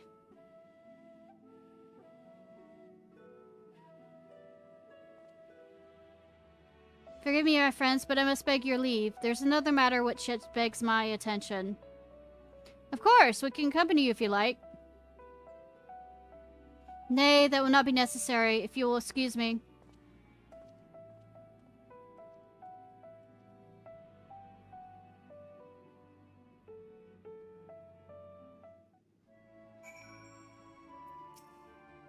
Huh? What would it suppose tickled his fancy? 'Tis clear that a difficult decision lies ahead of us. Preparations for evacuation of Aetheres is indeed critical, but I am not yet willing to forsake our world and its reflections, and I trust I am not alone in my resistance. Final days will make brave fools of us all. Tell when his friends are up to something. Back to old tricks, yeah.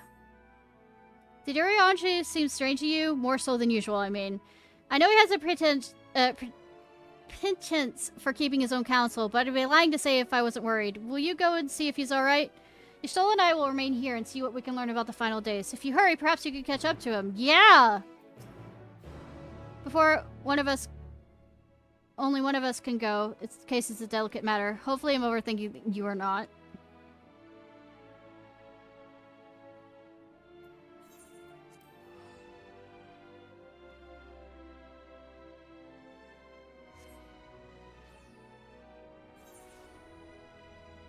Boy, if you lie to me again.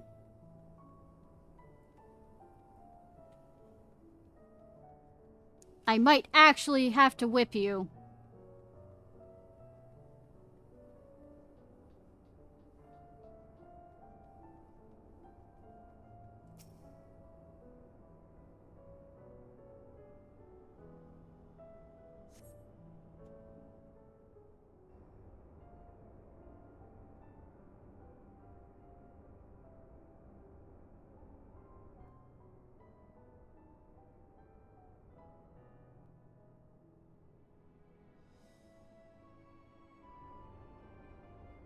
Appears to be heading towards the entrance of the Best Ways Burrow. That's what's in place.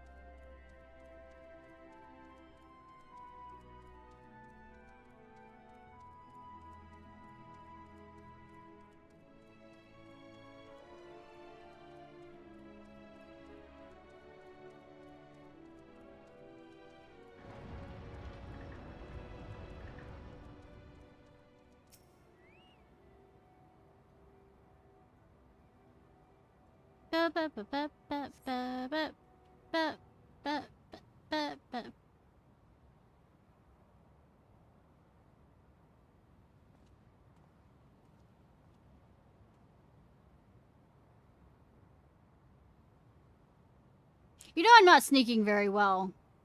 Avengers off to the merit for unknown reason and tread carefully, else you fuck!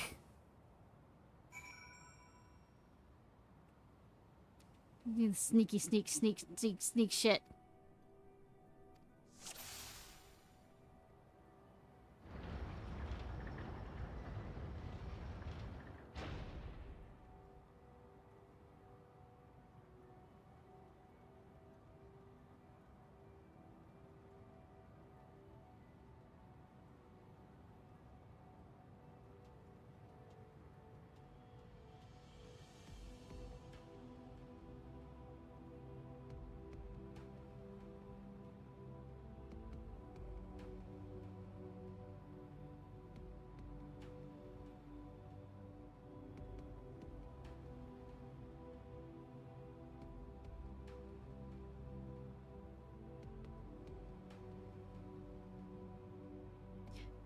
You know, Thancred would be so much better at this.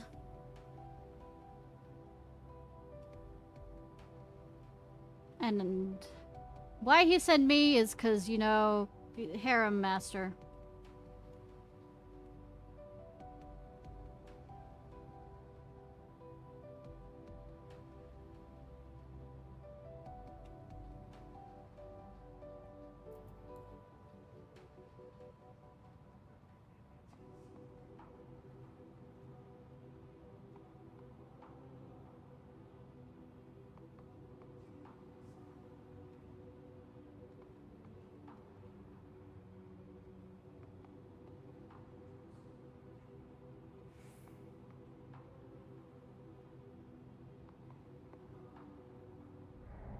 How?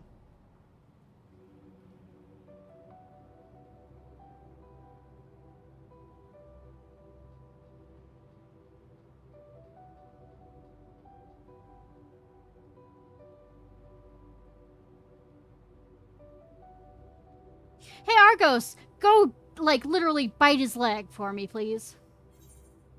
No.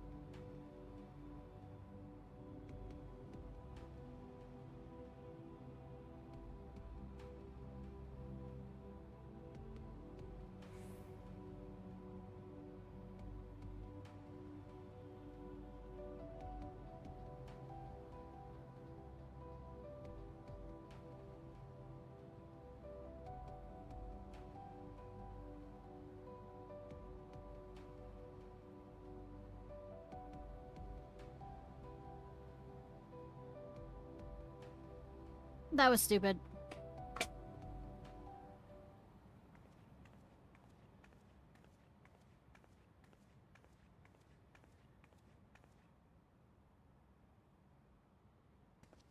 He was gonna notice me anyways. Thine arrival is timely as ever.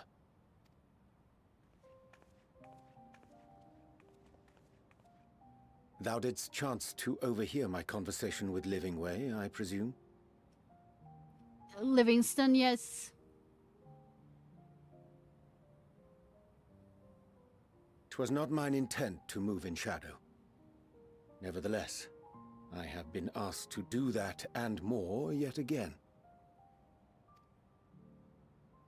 Is it so plain that these strangers could intuit it at a glance? My capacity for silence and secrecy and duplicity? Sweetie. Rahatir did contrive to deliver the first at the price of his own life. I was complicit in the scheme. A sacrifice averted for a mercy. Would that I could say the same for Menphilia. One life for one world. And by that bloody bargain brokered by my hand were the scions robbed of a dear comrade, and Flamine her beloved daughter. She has a second daughter, you know. Two souls, whose selflessness was beyond measure, whose resolve was unshakable. They would not be moved even had I thought to protest. But protest I did not. Far from it. I pushed them forward. No effort did I make to seek out alternatives, ones that would not demand such terrible costs. That resignation weigheth heavy on my mind, as does the memory of another lost to mine inaction. Moonbreya. Breda. Dearest Moonbrida, who did face death unflinching, that we might secure a means to bring low the Ascians.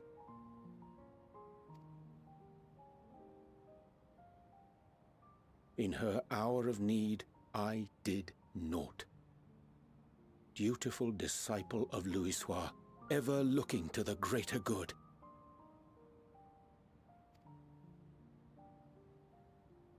Had I shut mine eyes and bid her live instead, mayhap she would be with us today. Game developers wouldn't let you. You can't live Selfish your life wants on what born is. of everlasting regrets. Most days I put them from my mind, but could think of naught else when asked to swallow the same bitter draught. Subterfuge and sacrifice. Mayhap the right moral choice, but one I regard with great trepidation.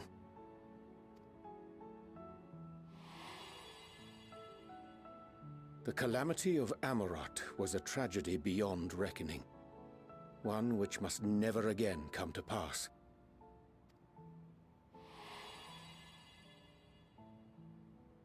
Thus must we struggle, haunted by ghosts of those we have lost, clinging to those we pray we can yet save. But what of those we cannot? We remember them. How do we make peace with the dreadful algebra of necessity?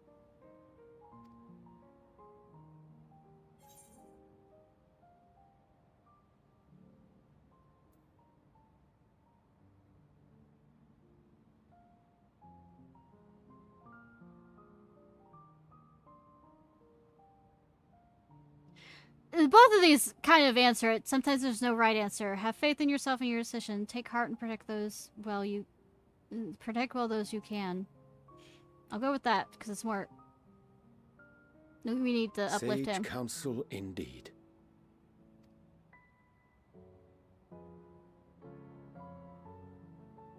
I see. Wisdom as befits a great worm.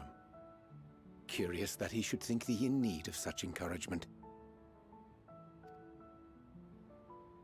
Maybe it's me to encourage Strange. other people with it. Scarcely can I remember when last we spoke alone. I know, right?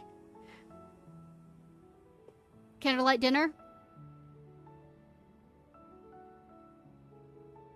I thank thee.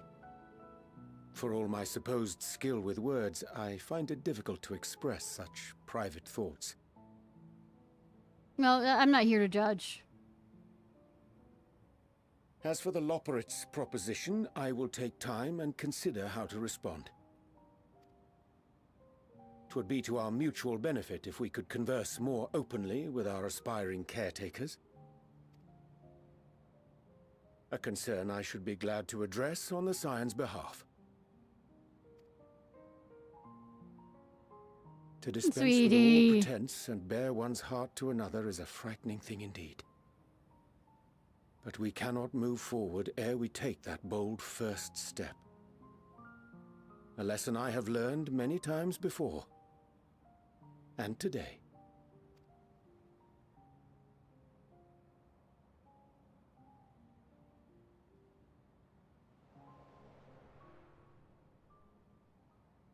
What are they saying? Curse these ears! I've heard bugger all!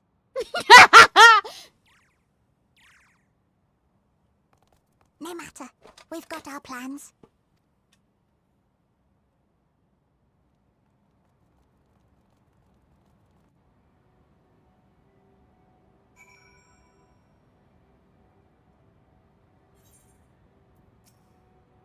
In truth, my reasoning for traveling hither was to effect a plan of my own, a plan which may pave the way forward for all of us.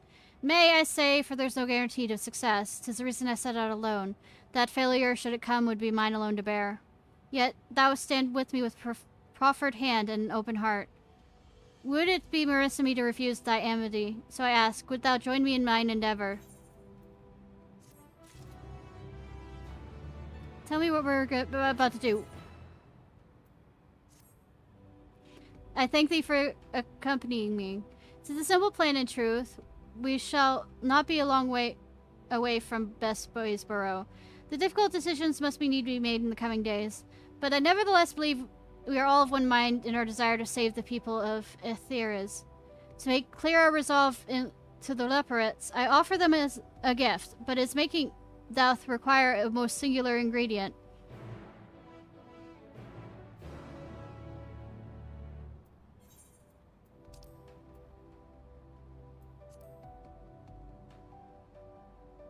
Definium. We're gonna use crystals. Loving ways, darlings. Loving way might need questions. An abundance of sponge. Okay, excellent. I chanced to spy this aggregation when crossing Zodiark's whilst prison. Using a spell taught to me by Numu, I believe these suffice for the gift I would fashion. The magics require considerable concentration, however. Might it prevail upon thee to stand watch while I perform the incantation? Woo. Fully absorbed in his... Murder! Did that just eat? Okay.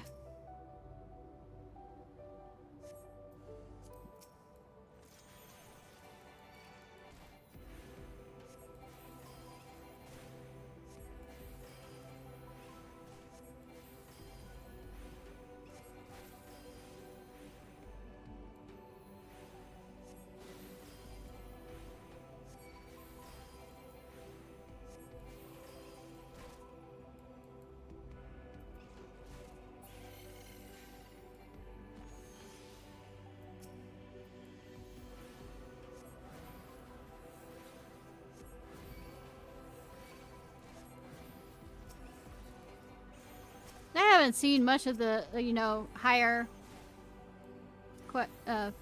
attacks for this character. It's kind of pretty.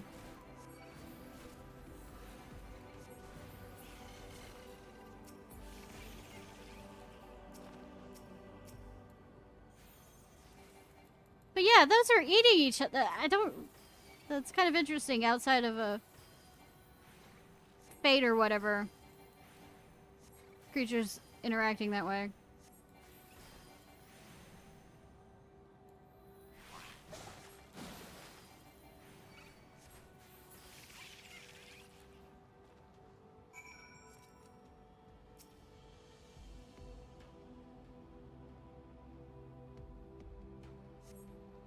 Surveying the area, I see no potential threats. Would be a good opportunity to see how Ariange is faring.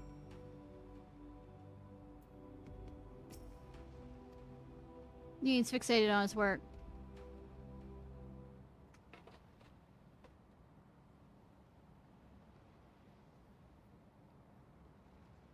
There, 'tis done. A magic to ink every ounce as efficient as created by the Nimu. Rare is the occasion I would conjure my own, but it's nevertheless the most useful skill. The resulting product is admittedly possessing of no preternatural properties, but its hue is my own choosing, which I pray the Lipperates will appreciate. Ishnai Urionje! Oh, thank goodness! I thought you'd been eaten or perhaps fallen into a crater.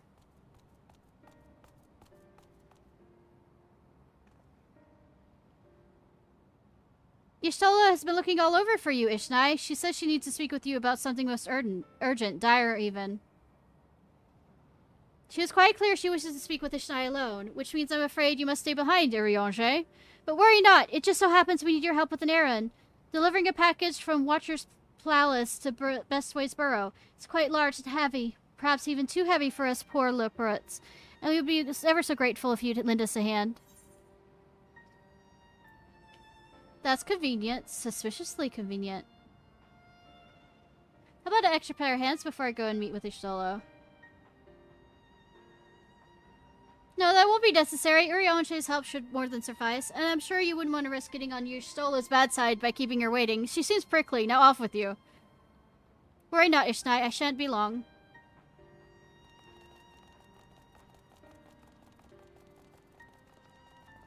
If these little ones try and kidnap you, I'm absolutely still not going to be able to murder them. I might hit them, bop them very hard on the head. Little bunny foo-foo.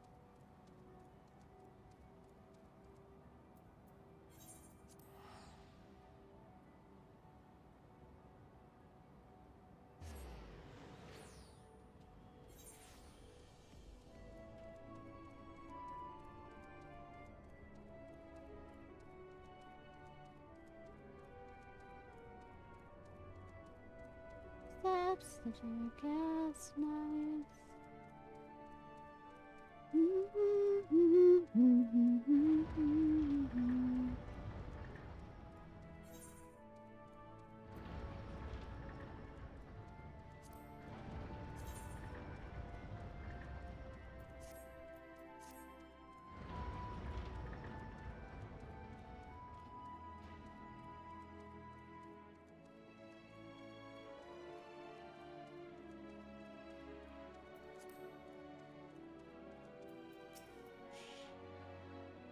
Everything's alright with your Yonche then. That's a relief. Oh, bear hacks so soon? Oh, Ishnai, we thought you'd be away for longer. A dire emergency. I said no such thing, but as you are here, I could use your assistance in one small matter. Running away, a companion of growing ways. Apparently, much to tell us of the final days. The problem is, however, is he's determined to live up to his name, refusing to stay still long enough for us to hold a conversation. Is there any way where he'd likely stop and rest, or perhaps there's a way to slow him down? What's the rush? I was thinking we could wait here and maybe enjoy a cold mug of carrot juice and... well, if it's really important, you should try and using these balls of moose flesh, not to be confused with the other thing. But anyways, other notable feature is his incessant chatter, so you'll have no trouble finding him in a crowd. When you do, try lobbing your balls at him. Okay. Crude, but if it sufficient, he was here at the greatest song in Vale when I last saw him. Let's split up and find him. Split up, crew.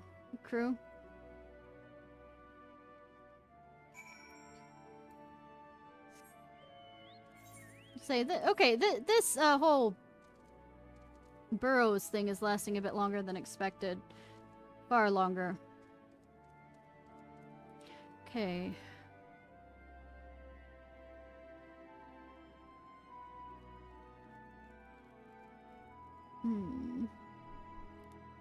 I might read out for it. I have a bit to do.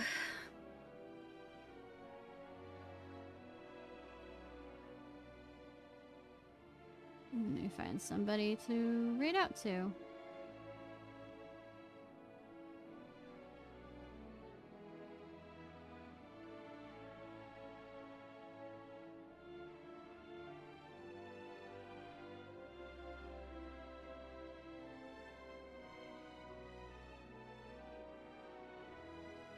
Alright, y'all. This was Ishnai Ciarfox. I hope you have a good day or night, whenever it is, wherever it is you currently are. If you're watching this on YouTube, please like, subscribe, and comment. Anyways, let's go.